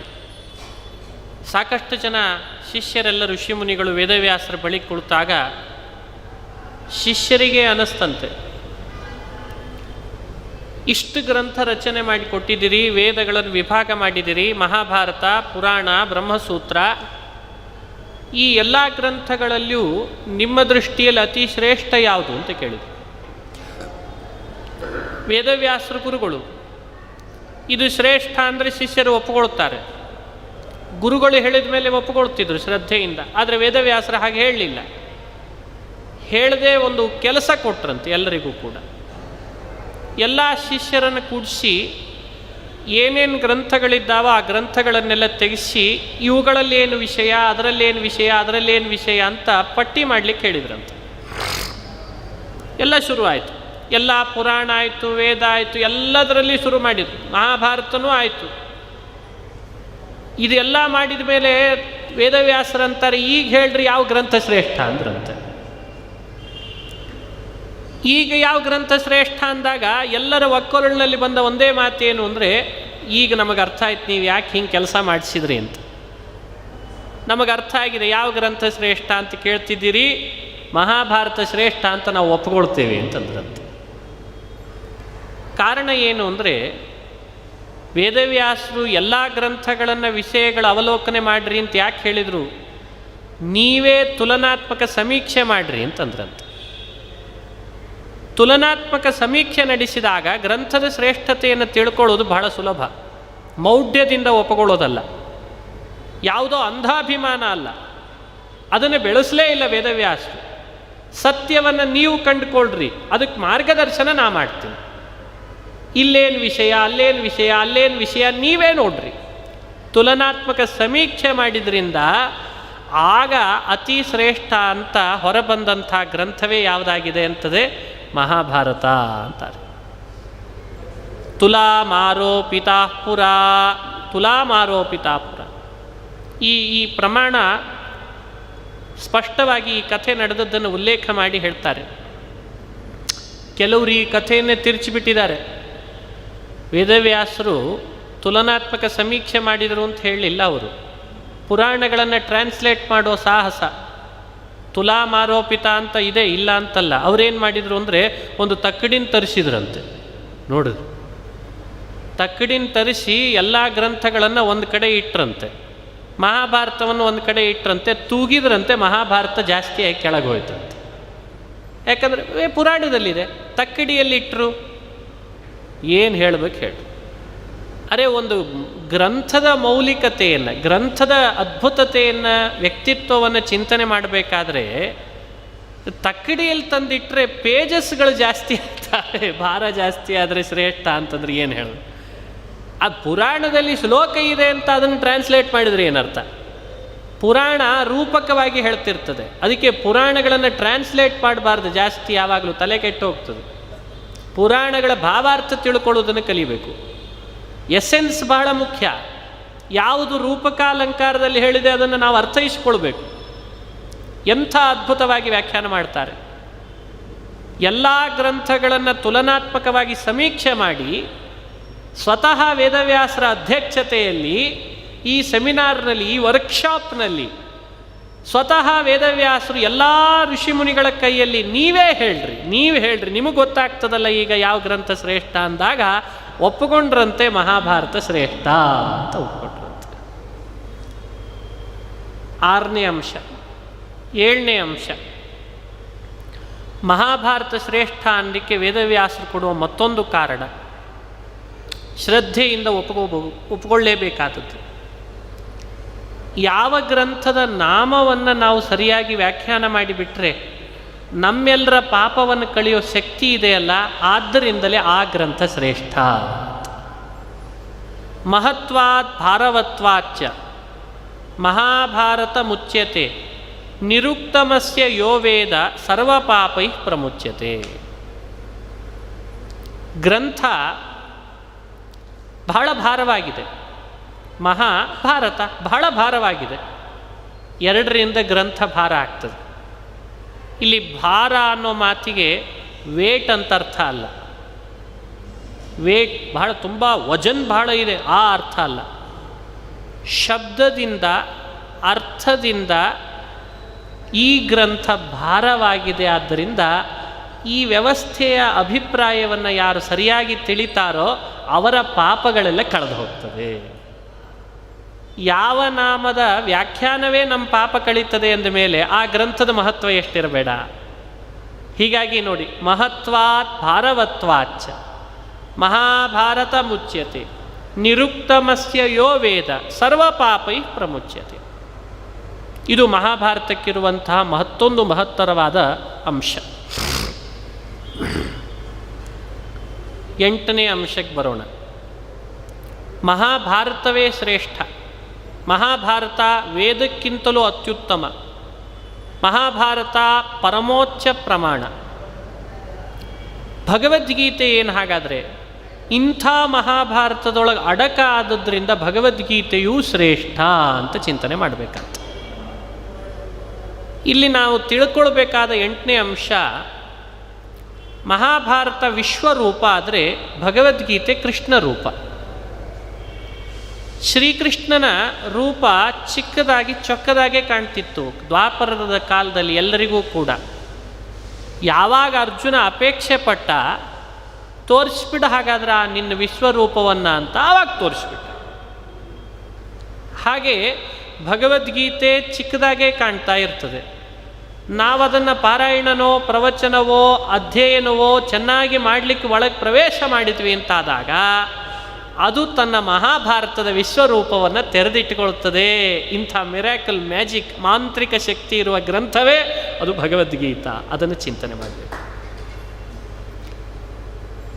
9ನೇ ಅಂಶ, ಮಹಾಭಾರತ ಇದೊಂದು ಕಮಲ. ಈ ಕಮಲದಲ್ಲಿ ಅಡಕವಾದ ಅತಿ ಸಾರವಾದದ್ದು 2 ಅಂತ ವ್ಯಾಖ್ಯಾನ ಮಾಡ್ತಾರೆ. ಜ್ಞೇಯಂ ಪಾಠ್ಯಂಚ ತದ್ವಯಂ. ಎಲ್ಲ ಗ್ರಂಥಗಳಲ್ಲಿ ಎಲ್ಲ ಶಾಸ್ತ್ರಗಳಲ್ಲಿ ಶ್ರೇಷ್ಠವಾದದ್ದು ಮಹಾಭಾರತವಾದರೆ ಭಾರತೆ ಗೀತಿಕಾ ವರ ಅಂದಿದ್ದಾರೆ. ಮಹಾಭಾರತದೊಳಗೂ ಅತಿ ಶ್ರೇಷ್ಠವಾದದ್ದು ಯಾವುದು ಅಂತ ತಿಳಿಸ್ತಾರೆ? ಭಗವದ್ಗೀತೆ ಶ್ರೇಷ್ಠ ಅಂತ. ಭಗವದ್ಗೀತೆ ಹಾಗೂ ವಿಷ್ಣು ಸಹಸ್ರನಾಮಗಳನ್ನು ಎಲ್ಲರೂ ಪಾರಾಯಣ, ಎಲ್ಲರೂ ಅಧ್ಯಯನ ಮಾಡಲೇಬೇಕಂತೆ. ಗೀತಾ ಸುಗೀತಾ ಕರ್ತವ್ಯ ಕಿಮನ್ಯೈ ಶಾಸ್ತ್ರವಿಸ್ತರೈ. ಗೀತೆಯನ್ನು ಸಾರ್ವಕಾಲಿಕವಾಗಿ ಚಿಂತನೆ ಮಾಡ್ತಾ ಇರಬೇಕು. ಮಹಾಭಾರತ ಬಹಳ ದೊಡ್ಡ ಗ್ರಂಥ, ಅದರದ್ದು ಅತ್ಯಂತ ಶ್ರೇಷ್ಠವಾದ ಅಂಶಗಳೆಲ್ಲ ಸೇರಿಕೊಂಡು ಬಂದಿರೋದೇ ಭಗವದ್ಗೀತೆಯಲ್ಲಿ. ಈ 10ನೇ ಅಂಶದಲ್ಲಿ ನಿಮಗೊಂದು ಸಾಧಾರಣ ಸಾಮ್ಯವನ್ನು ತೋರಿಸ್ಲಿಕ್ಕೆ ಪ್ರಯತ್ನ ಪಡ್ತೀನಿ. ಮಹಾಭಾರತದ ಪರ್ವಗಳ ಸಂಖ್ಯೆ 18, ಭಗವದ್ಗೀತೆಯ ಪರ್ವಗಳ ಸಂಖ್ಯೆ 18. ಈ ಸಂಖ್ಯಾ ಸಾಮ್ಯವನ್ನು ಅನುಸಂಧಾನ ಮಾಡಿ ಆದರೂ ಮಹಾಭಾರತದಲ್ಲಿ ಅತಿ ಶ್ರೇಷ್ಠವಾಗಿ ಮಹಾಭಾರತದ್ದೇ ಸಾರವಾಗಿ ಬಂದಂಥ ಗ್ರಂಥ ಅಂದರೆ ಯಾವುದು ಅಂತ ತಿಳಿಬೇಕು? ಭಗವದ್ಗೀತೆ. 11ನೇ ಅಂಶ, ಭಗವದ್ಗೀತೆಯನ್ನು ಒಳಗೆ ಪ್ರವೇಶ ಮಾಡೋಣ. ಮಹಾಭಾರತದ ಬಗ್ಗೆ ಭಗವದ್ಗೀತೆ ಬಗ್ಗೆ ಮೇಲ್ಮೇಲ್ ಪ್ರವಚನ ಮಾಡೋದು ಸಾಕಷ್ಟಿದೆ. ಹಾಸ್ಯಕ್ಕೆ ಒಂದು ಕಡೆ ಹೇಳ್ತಾರೆ ಕೆಲವರು, ಪ್ರವಚನಕ್ಕೇನಾದರೂ ಸಬ್ಜೆಕ್ಟ್ ಕೊಟ್ಟರೆ ಟೈಟಲನ್ನೇ ಒಂದು 4 ದಿವಸ ಹೇಳಿಬಿಟ್ರೆ ಆಯಿತು. ಟೈಟಲ್ ಪಂಡಿತ, ಕೆಲವರು ಇಂಡೆಕ್ಸ್ ಪಂಡಿತ, ಇಂಡೆಕ್ಸ್ ಇಟ್ಕೊಂಡು ಹೇಳ್ಬಿಡೋದು, ಇದರೊಳಗೆ ಇದು ಬಂದಿದೆ, ಅದರೊಳಗೆ ಅದು ಬಂದಿದೆ, ಅದು ಬಂದಿದೆ, ಮುಗಿದೋಯ್ತು. ಇಂಡೆಕ್ಸೇ ಟೈಟಲ್ಲೇ ಪ್ರವಚನ ಆಗಿಬಿಟ್ರೆ ವಿಷಯ ಏನಿಲ್ಲೇ ಇಲ್ಲ, ಒಳಗಡೆ ಏನಿದೆ ಅಂತ ಇಲ್ಲೇ ಇಲ್ಲ. ಕೆಲವು ರೆಫರೆನ್ಸು, ಅಲ್ಲಿ ಬಂದಿದೆ, ಇಲ್ಲಿ ಬಂದಿದೆ, ಮುಂದೇನು ಬಂದಿದೆ ಅದು ಉಪಯೋಗ ಇಲ್ಲ. ಒಳಗೆ ಸ್ವಲ್ಪ ಪ್ರವೇಶ ಮಾಡೋಣ. ಭಗವದ್ಗೀತೆಯನ್ನು ಸಾಕಷ್ಟು ಜನ ಕೇಳ್ತಿರ್ತಾರೆ, ಭಾಳ ಮಾತನಾಡೋದು ಬೇಡ, ಭಗವದ್ಗೀತೆಯ ಒಳಗಿರುವ ಸಾರವನ್ನು ಒಂದು ಮಾತಿನಲ್ಲಿ ಹೇಳ್ರಿ. ಇದಕ್ಕೇನು ಭಾಳ ಕಷ್ಟ ರೀ, ಯಾಕಂದರೆ 700 ಶ್ಲೋಕ ಇದೆ, ಅರ್ಥ ವಿಪರೀತ ಇದೆ, ಸಿಕ್ಕಾಪಟ್ಟೆ ಅರ್ಥ. ಮಹಾಭಾರತದ ಒಂದು ಶ್ಲೋಕಕ್ಕೆ ಅಗದಿ ಕಡಿಮೆ ಅಂದರೆ 10 ಅರ್ಥ ಅಂತೆ. ವಿಷ್ಣು ಸಹಸ್ರನಾಮದ ಒಂದು ನಾಮಕ್ಕೆ ಅಗದಿ ಕಡಿಮೆ ಅಂದರೆ ಎಷ್ಟು ಅರ್ಥ? 100 ಅರ್ಥ. ಹೀಗೆ ಪ್ರಮಾಣಗಳಲ್ಲೇ ಹೇಳ್ತಾವೆ. ಹಾಗಾದರೆ ಭಗವದ್ಗೀತೆ ಮಹಾಭಾರತದ ಒಳಗೆ ಅಡಕವಾದ ಒಂದೊಂದು ಶ್ಲೋಕಗಳಿಗೆ ಅಗದಿ ಕಡಿಮೆ ಅಂದರೆ ಎಷ್ಟು ಅರ್ಥ ಇರಬೇಡ? ಅದಕ್ಕೂ 10 ಅರ್ಥವೇ. ವೇದಗಳಿಗೆ 3 ಅರ್ಥ, ಮಹಾಭಾರತದ ಪ್ರತಿ ಶ್ಲೋಕಕ್ಕೂ 10 ಅರ್ಥ ಇದೆ, ಅಗದಿ ಕಡಿಮೆ. ಈ ವಿಷಯಗಳನ್ನು ಚಿಂತನೆ ಮಾಡುವಾಗ ಸಾಕಷ್ಟು ಜನ ಕೇಳ್ತಾರೆ, ಅಲ್ಲಲ್ಲಿ ಭಗವದ್ಗೀತೆಯನ್ನು ಒಂದು ವಾಕ್ಯದಲ್ಲಿ ಉತ್ತರಿಸ್ರಿ. ನೋಡ್ರಿ, ಕರೋಡ್ಪತಿ ಪ್ರಶ್ನೆ ಇದು ಅಲ್ವಾ? ಇದನ್ನು ಕೇಳಿಲ್ಲ ಅನಿಸುತ್ತಾ ಆ ಬುದ್ಧಿವಂತ? ಭಗವದ್ಗೀತೆಯಲ್ಲಿ ಹೇಳುವ ಅಂಶವನ್ನು ಒಂದು ವಾಕ್ಯದಲ್ಲಿ ಉತ್ತರಿಸಿ. ಏನು ಉತ್ತರ ಕೊಡಬೇಕು? ಸಮಗ್ರ ಭಗವದ್ಗೀತೆ ಪ್ರವಚನ ಮುಂದೆ ಪ್ರಾರಂಭ ಆಗ್ತದೆ. ಏನು ಭಗವದ್ಗೀತೆಯಲ್ಲಿ ಹೇಳಿರುವ ವಿಷಯ ಏನು? ಒಂದೇ ವಾಕ್ಯದಲ್ಲಿ ಉತ್ತರಿಸ್ಲಿಕ್ಕೆ ಬರ್ತದ ಹೇಗೆ? ಒಬ್ಬ ಮಹಾನುಭಾವರು ಹೇಳ್ತಾರೆ, ನಮಗೆ ಸ್ಪಷ್ಟವಾಗಿ ಚಿಂತನೆ ಮಾಡ್ತಾರೆ ಆಚಾರ್ಯ. ಸ್ವವಿಹಿತ ವೃತ್ಯ ಭಕ್ತ್ಯ ಭಗವದಾರಾಧನಮೇವ ಪರಮೋ ಧರ್ಮ ತದ್ವಿರುದ್ಧ ಸರ್ವೋಪಿ ಅಧರ್ಮ. ಇದೇ ಭಗವದ್ಗೀತೆಯ ಅಗ್ದಿ ಸಾರಭೂತವಾದ ಮಾತು. ಇವತ್ತು ನೆನಪಿಟ್ಟುಕೊಳ್ಬೇಕಾದ ಸಂಗತಿ ಇದೆ. ನಮಗೆ ವಿಹಿತವಾದ ವೃತ್ತಿಯಿಂದ ಭಕ್ತಿಯಿಂದ ಭಗವಂತನನ್ನು ಆರಾಧನೆ ಮಾಡೋದೇ ಪರಮಧರ್ಮ, ಇದಕ್ಕೆ ವಿರುದ್ಧವಾದದ್ದು ಅಧರ್ಮ. ಭಗವದ್ಗೀತೆಯ ಸಾರ ಯಾರಾದರೂ ಕೇಳಿದರೆ ಈ ಉತ್ತರ ಕೊಡಬೇಕಂತ. ಒಂದು ವಾಕ್ಯದಲ್ಲಿ ಭಗವದ್ಗೀತೆಯನ್ನು ಉತ್ತರಿಸ್ರಿ ಅಂದರೆ ಇಷ್ಟೇ ಕೊಡಬೇಕಂತ. ನಮಗೆ ವಿಹಿತ ವೃತ್ತಿ ಭಕ್ತಿಯಿಂದ ನಾವು ಮಾಡುವಂತಹ ಕರ್ತವ್ಯ ಕರ್ಮ ಅನುಷ್ಠಾನ ಅದು ಭಗವದ್ ಆರಾಧನಾ ರೂಪವಾಗಿ ಅಂತ ಆಗಬೇಕು. ಇದನ್ನೇ ಪರಮಾತ್ಮ ಇಡೀ ಭಗವದ್ಗೀತೆಯಲ್ಲಿ ಹೇಳಿದ್ದಾನೆ. ಇದು ಸಾರ. ಆಚಾರ್ಯ ಇನ್ನೊಂದು ವಾಕ್ಯ ಜಾಸ್ತಿ ಹೇಳ್ರಿ ಪರವಾಗಿಲ್ಲ ಅಂದರೆ ಏನು ಹೇಳಬೇಕು? ಮಹಾನುಭಾವರು ಬರೀತಾರೆ, ಹೀಗೂ ತಿಳಿಬಹುದು. ನಾರಾಯಣ ದ್ವೇಷಿಗಳು, ಅವನ ಅನುಬಂಧಿಗಳು, ಅವರನ್ನು ನಿಗ್ರಹಿಸೋದೇ ಕ್ಷತ್ರಿಯರಿಗೆ ಪರಮಧರ್ಮ, ಅದಕ್ಕೆ ವಿರುದ್ಧವಾದದ್ದು ಅಧರ್ಮ. ಇದು ಭಗವದ್ಗೀತೆಯ ಸಾರ. ಹೀಗೊಬ್ಬರು ವ್ಯಾಖ್ಯಾನ ಬರೀ. ಇದು ಕೇವಲ ಕ್ಷತ್ರಿಯರಿಗೆ ಹೇಳಿದ್ರೋ ಅಂತ ಅನಿಸೋ ಹಾಗೆ ಈ ವಾಕ್ಯ ಇದೆ, ಜನರಲ್ಲಾಗಿ ಆಗಲಿಲ್ಲ. ಅದಕ್ಕೆ ನಾನು ಎರಡನ್ನೂ ನಿಮ್ಮ ಮುಂದೆ ಇಟ್ಟಿದ್ದೇನೆ. ನಾರಾಯಣ ದ್ವೇಷಿಗಳು ಅಂದರೆ ದೈವದ್ವೇಷಿಗಳು, ದೈವದ್ವೇಷಿಗಳ ಸಹಾಯಕರು, ಅವರನ್ನು ನಿಗ್ರಹಿಸೋದೇ ಕ್ಷತ್ರಿಯರಿಗೆ ಪರಮಧರ್ಮ, ಅದಕ್ಕೆ ವಿರುದ್ಧವಾದದ್ದು ಎಲ್ಲವೂ ಅಧರ್ಮ ಅನ್ನೋ ಅಭಿಪ್ರಾಯವೇ ಭಗವದ್ಗೀತೆಯ ಸಾರ.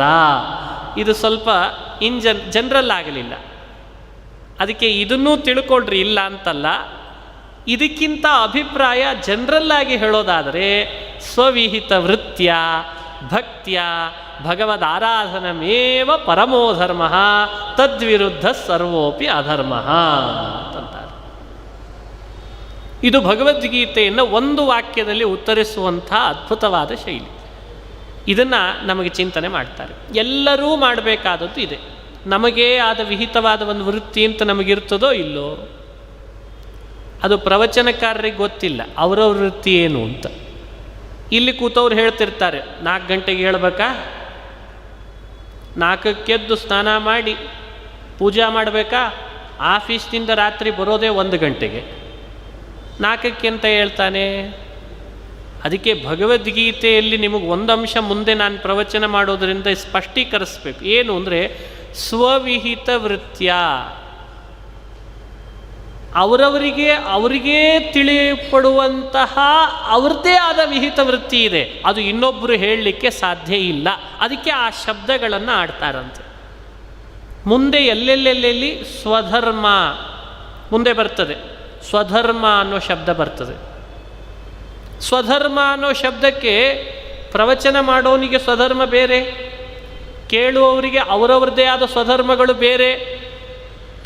ಹೇಳುವವರಷ್ಟೇ ಅಲ್ಲ, ಇಡೀ ಅನಂತ ಜೀವರಾಶಿಗಳಲ್ಲಿ ಅವರವರಿಗೇ ಆದ ಸ್ವಧರ್ಮ, ಅದು ಬೇರೆಯವರು ಮಾಡೋ ಹಂಗಿಲ್ಲ, ಅವರಿಗೆ ಅದು ಬಿಟ್ಟದ್ದಲ್ಲ, ಅದು ಅವರಿಗೆ ಸ್ವಧರ್ಮ ಆಗ್ತದೆ. ಇದು ಬಾಯಿ ಬಿಟ್ಟು ಎಕ್ಸ್ಪ್ಲೇನ್ ಮಾಡೋದಲ್ಲ. ಅದಕ್ಕೆ ಬಾಯಿ ಬಿಟ್ಟು ನಾವು ಹೇಳಲಿಕ್ಕೆ ಸಾಧ್ಯವಿಲ್ಲ, ತಿಳಿಸ್ಬಹುದು. ಅಂಥದ್ದು ಒಂದಿದೆ ಅಂದರೆ ಅದೇ ಯಾವುದದು? ಸ್ವಧರ್ಮ. ಅದು ಏನು ಅಂತ ನೀ ಗುರುತಿಸ್ಕೊಳ್ಳೋ, ನನಗೆ ಕೇಳಿದರೆ ಏನು? ನೀನದನ್ನು ಗುರುತಿಸ್ಕೊ. ನಿನಗೆ ಯುದ್ಧನೋ, ನಿನಗೆ ವ್ಯಾಪಾರವೋ, ನಿನಗೆ ಸ್ಟೆಟಸ್ಕೋಪೋ, ಅಥವಾ ನೀನು ಗೌನ್ ಹಾಕ್ಕೊಂಡು ವಕೀಲಿಕೆ ಮಾಡ್ತೀಯೋ, ಅಥವಾ ನೀನು ಕೈಯಲ್ಲಿ ನೇಗಿಲು ಇಟ್ಕೊಂಡು ಯೋಗಿ ಆಗ್ತೀಯೋ, ನೇಗಿಲೆ ಯೋಗಿ, ಅದು ನಿನಗೆ ಬಿಟ್ಟದ್ದು. ಅದು ನಿನಗೇ ಆದ ನಿನ್ನ ಸ್ವಧರ್ಮವನ್ನು ನೀನು ಗುರುತಿಸ್ಕೋ, ಅದು ನಿನಗೆ ಗೊತ್ತಾಗ್ತದೆ. ಆ ವಿಹಿತವಾದ ವೃತ್ತಿ ಅದನ್ನು ಬಿಡೋ ಹಾಗಿಲ್ಲ. ಅದನ್ನು ಮಾಡುವಾಗಲೇ ಭಕ್ತಿಯಿಂದ ಅಲ್ಲೇ ಭಗವಂತನನ್ನು ಆರಾಧನೆ ಮಾಡೋದೇನಿದೆ ಅಲ್ಲ, ಅದೇ ಭಗವದ್ಗೀತೆಯ ಸಾರ, ಅದು ಅವನಿಗೆ ಧರ್ಮ. ಇದನ್ನು ನಿರೂಪಣೆ ಮಾಡಲಿಕ್ಕೆ ಬಂದದ್ದೇ ಭಗವದ್ಗೀತೆ ಅಂತ ವ್ಯಾಖ್ಯಾನ ಮಾಡ್ತಾರೆ. ಹೀಗಾಗಿ ಸ್ವವಿಹಿತ ವೃತ್ತಿಯ ಭಕ್ತಿಯ ಭಗವದ್ ಆರಾಧನಮೇವ ಪರಮೋ ಧರ್ಮ, ತದ್ವಿರುದ್ಧ ಸರ್ವೋಪಿ ಅಧರ್ಮ ಅಂತ ವ್ಯಾಖ್ಯಾನ ಮಾಡಿದ್ದಾರೆ. ಭಗವದ್ಗೀತೆ ಬಗ್ಗೆ ಚಿಂತನೆ ಮಾಡ್ತಾ ಒಳಗೆ ಪ್ರವೇಶ ಮಾಡುವಾಗ ಒಂದು ವಾಕ್ಯದಲ್ಲಿ ಭಗವದ್ಗೀತೆಯನ್ನು ಹೀಗೆ ಹೇಳ್ಬೋದು ಅಂತ ನೋಡಿದ್ವಿ. ಒಳಗೆ ಪ್ರವೇಶ ಮಾಡೋಣ. ಧೃತರಾಷ್ಟ್ರನಿಗೂ ಸಂಜಯನಿಗೂ ಸಂವಾದ ಪ್ರಾರಂಭ ಆಯಿತು. ಅವರಿಬ್ಬರ ಸಂವಾದದ ನಡುವೆ ಅರ್ಜುನನಿಗೂ ಕೃಷ್ಣನಿಗೂ ಸಂವಾದ ಪ್ರಾರಂಭ ಆಯಿತು. ಪೂರ್ವದಲ್ಲಿ ಸ್ವಲ್ಪ ದುರ್ಯೋಧನನಿಗೂ ದ್ರೋಣಾಚಾರ್ಯರಿಗೂ ಸಂವಾದ ಬಂತು. ಭಗವದ್ಗೀತೆ ಒಳಗೆ ಪ್ರವೇಶ ಮಾಡ್ತಾ ಇದ್ದೇವೆ ನಾವೀಗ. ಪ್ರವೇಶ ಮಾಡುವಾಗ ಇನ್ನೊಂದು ನಮಗೆ ಅರ್ಹತೆ ಏನು ಅಂದರೆ, ಸಾಕಷ್ಟು ಧಾರಾವಾಹಿಗಳಲ್ಲಿ ಪ್ರವೇಶ ಮಾಡುವ ಮುಂದೆ ಒಂದು ಸೂಚನಾ ಫಲಕ ಒಂದು ಮರಿಬಾರ್ದು. ಸೂಚನಾ ಫಲಕ ಮರೆತು ಬಿಟ್ಟರೆ ಒಳಗೆ ನೋಡೋದ್ರ ಬಗ್ಗೆ ಆಸ್ಥೆ ಕಡಿಮೆ ಆಗಿಬಿಡ್ತದೆ. ಅಲ್ಲಿ ಒಂದು ಹಾಕಿರ್ತಾರೆ, ಇಲ್ಲಿ ಬರುವ ಯಾವುದೇ ಪಾತ್ರಗಳು ಕೇವಲ, ಆದರೆ ತುಂಬ ಶ್ರದ್ಧೆಯಿಂದ ನೋಡ್ತೇವೆ ನಾವು. ಕಾಲ್ಪನಿಕ ಯಾವುದೇ ವ್ಯಕ್ತಿ ಪ್ರಸಂಗಗಳಿಗೆ ಸಂಬಂಧಪಟ್ಟದ್ದು ಅಲ್ಲ, ಆದರೂ ತುಂಬ ಶ್ರದ್ಧೆ. ನೆರಳಿಗೆ ಬಣ್ಣ ತುಂಬಿ ತೋರಿಸುವ ವಾಕ್ಯಗಳೇ ಇಷ್ಟು ಶ್ರದ್ಧೆಯಿಂದ ಕಾಣ್ತೇವೆ. ವಾಸ್ತವಿಕವಾದ ಸತ್ಯವನ್ನು ಹೇಳಿದರೂ ಕೂಡ ಕಾಣಲಿಕ್ಕೆ ಸಾಧ್ಯ ಇಲ್ಲ. ಆದರೆ ಅದಕ್ಕೆ ಹೇಳ್ತಿದ್ದೆ, ಸತ್ಯಂ ಸತ್ಯಂ ಪುನಃ ಸತ್ಯಂ ಉದ್ಧೃತ್ಯ ಭುಜಮುಚ್ಯತೆ ವೇದಶಾಸ್ತ್ರಾತ್ ಪರಂ ನಾಸ್ತಿ ನ ದೈವಂ ಕೇಶವಾತ್ ಪರಂ ಅಂತ. ಭಗವದ್ಗೀತೆ ಒಳಗೆ ಪ್ರವೇಶ ಮಾಡುವವರು ಎಲ್ಲರೂ ನೆನಪಿಟ್ಕೋಬೇಕಾದ ಸಂಗತಿ ಏನು? ಸತ್ಯ. ಇಲ್ಲಿ ಬರುವ ಎಲ್ಲ ಪಾತ್ರಗಳು ಸತ್ಯ. ಮಹಾಭಾರತದಲ್ಲಿ ಭಗವದ್ಗೀತೆಯಲ್ಲಿ ಬರುವ ಎಲ್ಲ ಪಾತ್ರಗಳು ಸತ್ಯ. ಉದ್ಧೃತ್ಯ ಭುಜಮುಚ್ಯತೆ, ನಿಮಗೆ ಶಪಥ ಮಾಡಿ ಹೇಳ್ತೇನೆ ಅಂತಾರೆ ವೇದವ್ಯಾಸರು. ಶಪಥ ಮಾಡಿ ಹೇಳ್ತೇನೆ. ಇಷ್ಟ್ಯಾರು ಹೇಳ್ತಾರ್ರಿ? ಇಷ್ಟ್ಯಾರು ಹೇಳ್ತಾರೆ? ನಮ್ಮೂರ ಭಾಷೆಯಲ್ಲಿ ಹೇಳುವಾಗ ಅಂತಿರ್ತಾರೆ, ಕೈಯಾಗ ಕಡ್ಡಿ ಕೊಟ್ಟು ಹೇಳಿದ್ನೋ ಮಾರಾಯ, ಇನ್ನೂ ಕೇಳಲಿಲ್ಲ. ಹಾಗೆ ಸತ್ಯಂ ಸತ್ಯಂ ಪುನಃ ಸತ್ಯಂ ಅಂತಾರೆ. ಯಾರು ಹೇಳ್ತಾರೆ ಹೇಳಿ? ನಾನು ಹೇಳೋ ಪಾತ್ರ ಸತ್ಯನೋ, ನಾನು ಹೇಳೋ ಪ್ರಸಂಗ ಸತ್ಯನೋ, ನಾನು ಹೇಳುವ ಪ್ರತಿ ಪ್ರಸಂಗಗಳು ಸತ್ಯ ಅಷ್ಟೇ ಅಲ್ಲ, ಇದು ನಿನ್ನ ಮನೆಯೊಳಗೂ ನಡೀತದೆ ಅನ್ನೋದು ಸತ್ಯನೋ? ಇಷ್ಟು ಹೇಳಿದ್ದಾರೆ. ಇನ್ನೇನು 3 ಸಲ ಸತ್ಯ ಶಬ್ದ ಆಡಿ. ನಿನ್ನ ಜೀವನದೊಳಗೆ ಪ್ರತಿ ಘಟನೆಗಳು ಏನೇನು ನಡೀತಾವೆ, ಆಗು ಹೋಗುಗಳು, ಅದನ್ನೇ ನಾನು ತೋರಿಸಿ ಆ ಬಂದ ಸಿಲುಕ್ತಿಯಲ್ಲ, ಅದನ್ನು ಪ್ರಾಬ್ಲಮ್ ಸಾಲ್ವ್ ಮಾಡಲಿಕ್ಕೆ ನಾ ವಿಷಯ ಹೇಳ್ತೀನಿ, ಅದು ಸತ್ಯ ಅಂತಾರೆ. ಅದಕ್ಕೆ 3 ಸಲ ಸತ್ಯಂ ಸತ್ಯಂ ಪುನಃ ಸತ್ಯಂ ಉದ್ಧೃತ್ಯ ಭುಜಮುಚ್ಯತೆ. ಕಟ್ಟಕಡೆಯಲ್ಲಿ ನಿಲ್ಲಿಸಿದ ಕೂಡಲೇ ಮೊದಲು ಪ್ರಮಾಣ ಮಾಡಿಸೋದು ಅದನ್ನೇ ಅಲ್ವೇ? ಸತ್ಯವನ್ನೇ ಹೇಳುತ್ತೇನೆ, ಸತ್ಯವನ್ನು ಬಿಟ್ಟು ಬೇರೆ ಏನನ್ನೂ ಹೇಳಲ್ಲ ಹೇಳ್ತಾರೆ. ಅಲ್ಲ, ಹೇಳೋದೇನೋ ಹೇಳಿ ಬಿಡ್ರಿ, ಪರವಾಗಿಲ್ಲ. ಆದರೆ ಇದಂತೂ ಹೇಳಬೇಕು, ವೇದವ್ಯಾಸರು ನಾರಾಯಣನ ಅವತಾರನಾಗಿ ಜಗತ್ತಿಗೆ ತತ್ವೋಪದೇಶ ಮಾಡಿ ಜ್ಞಾನ ಕೊಡ್ಲಿಕ್ಕೆ ಬಂದ ಜ್ಞಾನ ಸೂರ್ಯ ಇನ್ನೊಬ್ಬರನ್ನ ಮೋಸ ಮಾಡಬೇಕು ಅನ್ನೋ ಬಯಕೆ ಇಲ್ಲದೆ ಕೇವಲ ಪ್ರತಿಯೊಬ್ಬ ಆತ್ಮನ ಅವನತಿಯನ್ನು ಕಂಡು ಉನ್ನತಿಗೆ ಕರೆದುಕೊಂಡು ಹೋಗಲಿಕ್ಕೆ ಸತ್ಯ ಹೇಳ್ತೇನೋ ಬಾ ಅಂತ ಕರೆದ್ರೆ ವಿಪರ್ಯಾಸ, ಎಂಥ ಪ್ರಹಸನ ಜಗತ್ತಿನಲ್ಲಿ. ಇದ್ರ ಕಡೆ ಆಸ್ತೆ ಕಡಿಮೆ ಆಗ್ತದೆ, ಇದ್ರ ಕಡೆ ಬರಬೇಕು ನಿಜವಾಗಲೂ ಆಸ್ತೆ. ಹೀಗಾಗಿ ಆ ಶ್ರದ್ಧೆಯಿಂದ ಬರುವ ಪ್ರತಿ ಮಾತಿನ ಮೇಲೆ ನಾವು ಶ್ರದ್ಧೆಯಿಂದ ಅನುಸಂಧಾನ ಮಾಡ್ತಾ ಹೋದರೆ ಅದು ಮತ್ತಷ್ಟು ನಮಗೆ ಮನುಷ್ಯನಿಗೆ ಏಳಿಗೆ ಕಾರಣ ಆಗ್ತದೆ. ಈ ಸೂಚನಾ ಫಲಕವನ್ನು ಗಮನಿಸ್ತಾ ಒಳಗೆ ಪ್ರವೇಶ ಮಾಡೋಣ. ಧೃತರಾಷ್ಟ್ರ ಕೇಳ್ದ. ಧೃತರಾಷ್ಟ್ರ ಉವಾಚ ಧರ್ಮಕ್ಷೇತ್ರೇ ಕುರುಕ್ಷೇತ್ರೇ ಸಮವೇತಾಯುಯುತ್ಸವಃ ಮಾಮಕಾಃ ಪಾಂಡವಾಶ್ಚೈವ ಕಿಮಕುರ್ವತ ಸಂಜಯ. ಗೊತ್ತಿದೆ ಧೃತರಾಷ್ಟ್ರನಿಗೆ ಪಾಂಡವರು ಸಾಕಷ್ಟು ಪರಮಾತ್ಮನ ಪ್ರೀತಿ ಪಾತ್ರರು, ಅವರಿಗೆ ಭಗವತ್ ಪ್ರೀತಿ ಅವರ ಮೇಲೆ ಬಹಳ ಇದೆ ಅಂತ ಗೊತ್ತು. ಆದರೂ ಕೂಡ ಅದನ್ನು ಬದಿಗೊತ್ತಿ ತನ್ನ ಮಕ್ಕಳ ಮೇಲೆ ಭಾರೀ ವ್ಯಾಮೋಹದಿಂದ ಪಾಂಡವರನ್ನ ಬೇರ್ಪಡಿಸಿ ಮಾತನಾಡುವಾಗ ಮಾಮಕಾಹ ಅಂತ ತನ್ನ ಮಕ್ಕಳನ್ನು ಮಾಮಕಾಹ ಅಂತ ಕರೆದ. ತನ್ನ ತಮ್ಮನ ಮಕ್ಕಳು ಪಾಂಡವರನ್ನ ಮಾತ್ರ ಪಾಂಡವಾಹ ಅಂತ ಹೆಸರಿಡಿಸಿ ಬೇರ್ಪಡಿಸಿ ಕೇಳ್ತಾನೆ. ಮಾಮಕಾ ಪಾಂಡವಾಶ್ಚೈವ ಕಿಮಕುರ್ವತ ಸಂಜಯ ಅಂತ ಪ್ರಾರಂಭ ಮಾಡಿದ್ನಂತ. ಈ ಬೈಫರ್ಕೇಟ್ ಮಾಡುವಾಗ ಅವನ ಮನಸ್ಸಿನೊಳಗೆ ಈ ಭಾವ ಇತ್ತು, ಎಷ್ಟೇ ಆಗಲಿ ನನ್ನ ಮಕ್ಕಳು ಕೌರವರು, ನನ್ನ ಮಕ್ಕಳು ದುರ್ಯೋಧನಾದಿಗಳು, ಪಾಂಡವ್ ಎಷ್ಟೇ ಆಗಲಿ ಅವರು ನನ್ನವರಲ್ಲ ಆಗ್ತಿತ್ತು. ಎರಡನೇ ಅಂಶ, ಅದು ಕುರುಕ್ಷೇತ್ರ, ಅದು ಧರ್ಮಕ್ಷೇತ್ರ, ಅದು ಧರ್ಮದ ತಾಣ, ಧರ್ಮ ಸಾಧನವಾದ ಭೂಮಿಯೇ ಕುರುಕ್ಷೇತ್ರ. ಅಲ್ಲಿ ನನ್ನ ಮಕ್ಕಳು ಸೇರಿದ್ದಾರೆ, ಪಾಂಡವರು ಸೇರಿದ್ದಾರೆ.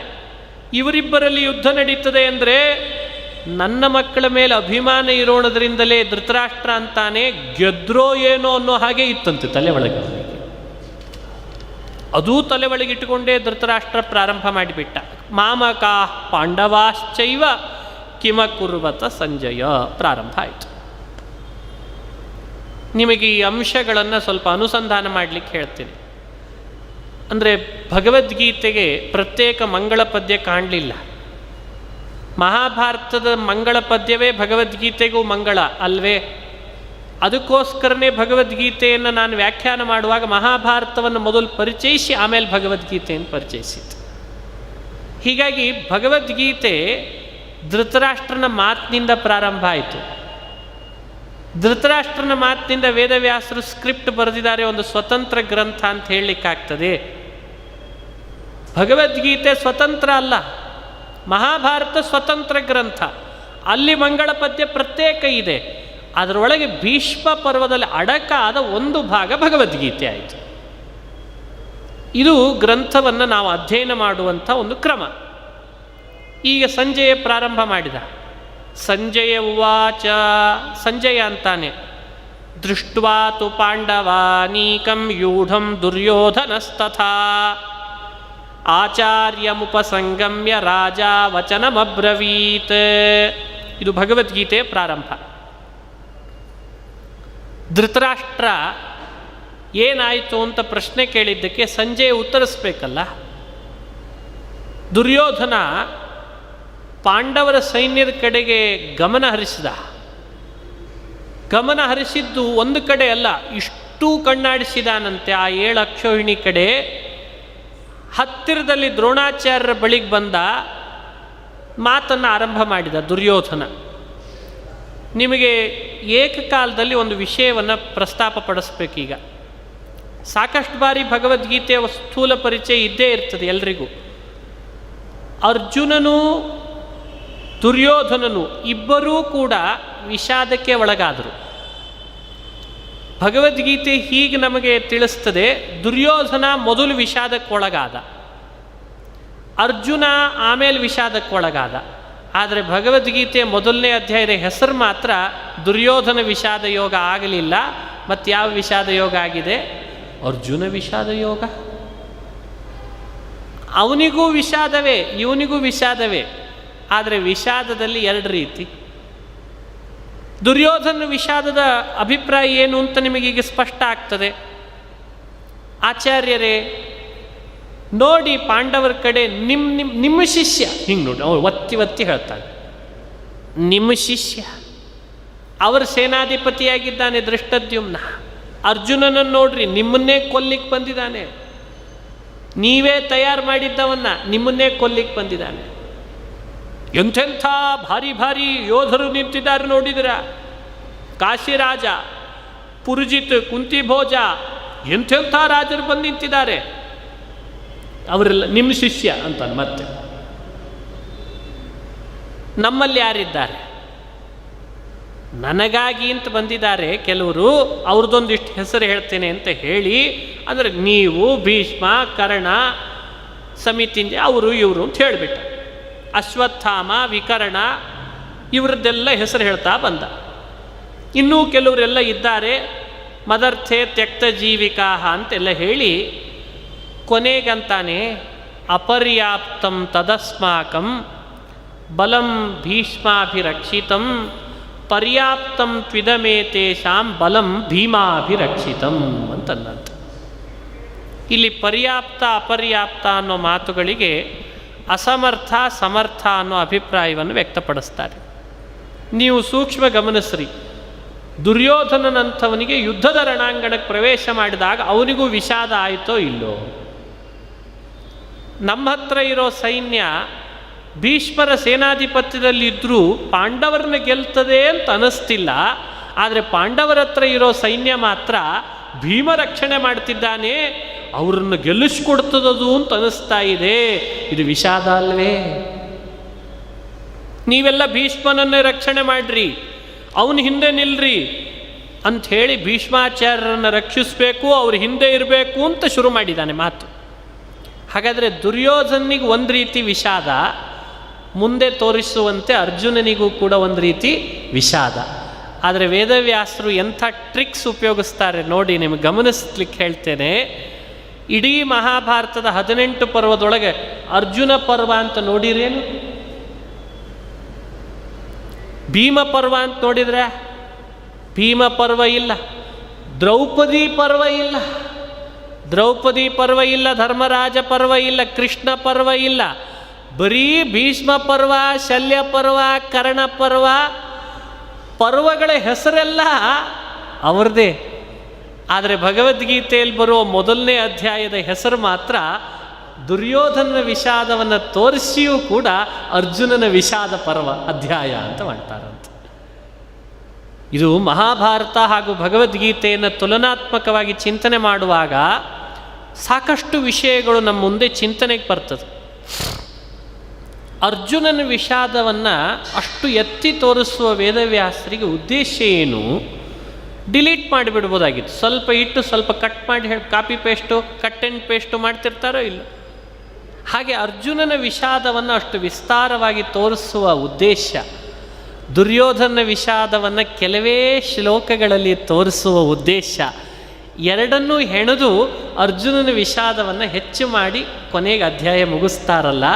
ಇದರೊಳಗೆ ಏನೋ ರಹಸ್ಯ ಇದೆ ತಾನೇ, ಏನೋ ರಹಸ್ಯ ಇದೆ ಅಲ್ಲ.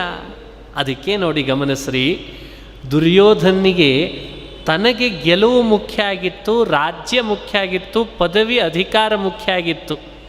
ಅದರ ಹಿನ್ನೆಲೆಯಲ್ಲಿ ವಿಷಾದವೇ ಹೊರತು ಅವನಿಗೆ ಪಾಪ, ಪುಣ್ಯ, ಸ್ವರ್ಗ, ನರಕ, ವರ್ಣಸಂಕರ, ಸಮಾಜ, ಹಿತದೃಷ್ಟಿ ಏನಿಲ್ಲ ಅವನಿಗೆ.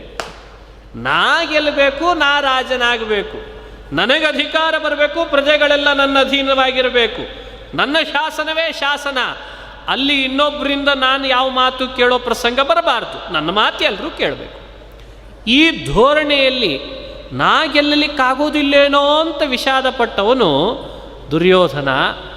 ಗುರುಗಳು, ಅಣ್ಣ ತಮ್ಮಂದರು, ಮಾವ ಇವರನ್ನೆಲ್ಲ ಕೊಂದರೆ ಇಲ್ಲಿಯೂ ಸುಖ ಇಲ್ಲದೆ ಮುಂದೆ ನರಕದಲ್ಲಿಯೂ ಸುಖ ಇಲ್ಲದೆ ಅಲ್ಲಿ ದುಃಖಪಟ್ಟು ಮುಂದೆ ಸಮಾಜದೊಳಗೆ ಸಾಕಷ್ಟು ಜನ ನನ್ನನ್ನು ಬಂಧುಗಳನ್ನು ಕೊಂದೆಲ್ಲೋ ಅಂತ ಅವಮಾನದ ಮಾತುಗಳನ್ನು ಆಡಿಸ್ಕೊಂಡು ಅವರ ರಕ್ತ ಸಿಕ್ತ ಸಿಂಹಾಸನದಲ್ಲಿ ಕೂತ್ಕೊಂಡೂ ಕೂಡ ನಾನು ಏನು ಮಾಡಲಿ ಅಂತ ಈ ವಿಷಾದಕ್ಕೊಳಪಟ್ಟವನು ಅರ್ಜುನ. ಹಾಗಾದರೆ ಬಿಡಿಸ್ತದಲ್ಲ, ದುರ್ಯೋಧನನ ವಿಷಾದಕ್ಕೂ ಅರ್ಜುನನ ವಿಷಾದಕ್ಕೂ ಬಹಳ ಫರ್ಕಿದೆ, ವ್ಯತ್ಯಾಸ ಇದೆ. ಅದಕ್ಕೆ ವೇದವ್ಯಾಸರು ಆ ದುರ್ಯೋಧನನ ಅಭಿಪ್ರಾಯವನ್ನು ಮೊದಲು ಹೇಳಿ ಕೃಷ್ಣ ಅರ್ಜುನನ ಅಭಿಪ್ರಾಯದಲ್ಲಿ ಅರ್ಜುನನ ವಿಷಾದವನ್ನು ತೋರಿಸಿ ನೋಡೋಣ ಜಗತ್ತಿಗೆ ಎರಡನ್ನೂ ಇಡ್ತಾರೆ. ಹಾಗಾದರೆ ನಾವು ಆಲೋಚನೆ ಮಾಡೋಣ. ನಮಗೂ ಮನಸ್ಸಿನೊಳಗೆ ವಿಷಾದಗಳು ಬಹಳ ಬರ್ತಿರ್ತವೆ.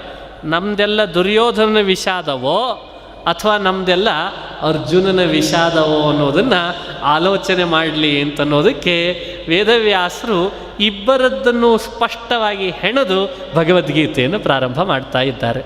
ನಾಳೆ ದಿವಸ ಮತ್ತೆ ಈ ವಿಷಯದ ಚಿಂತನೆಯನ್ನು ಮುಂದುವರಿಸೋಣ. ಶ್ರೀಕೃಷ್ಣಾರ್ಪಣಮಸ್ತು. ಹರಯೇ ನಮಃ. ಹರಯೇ ನಮಃ.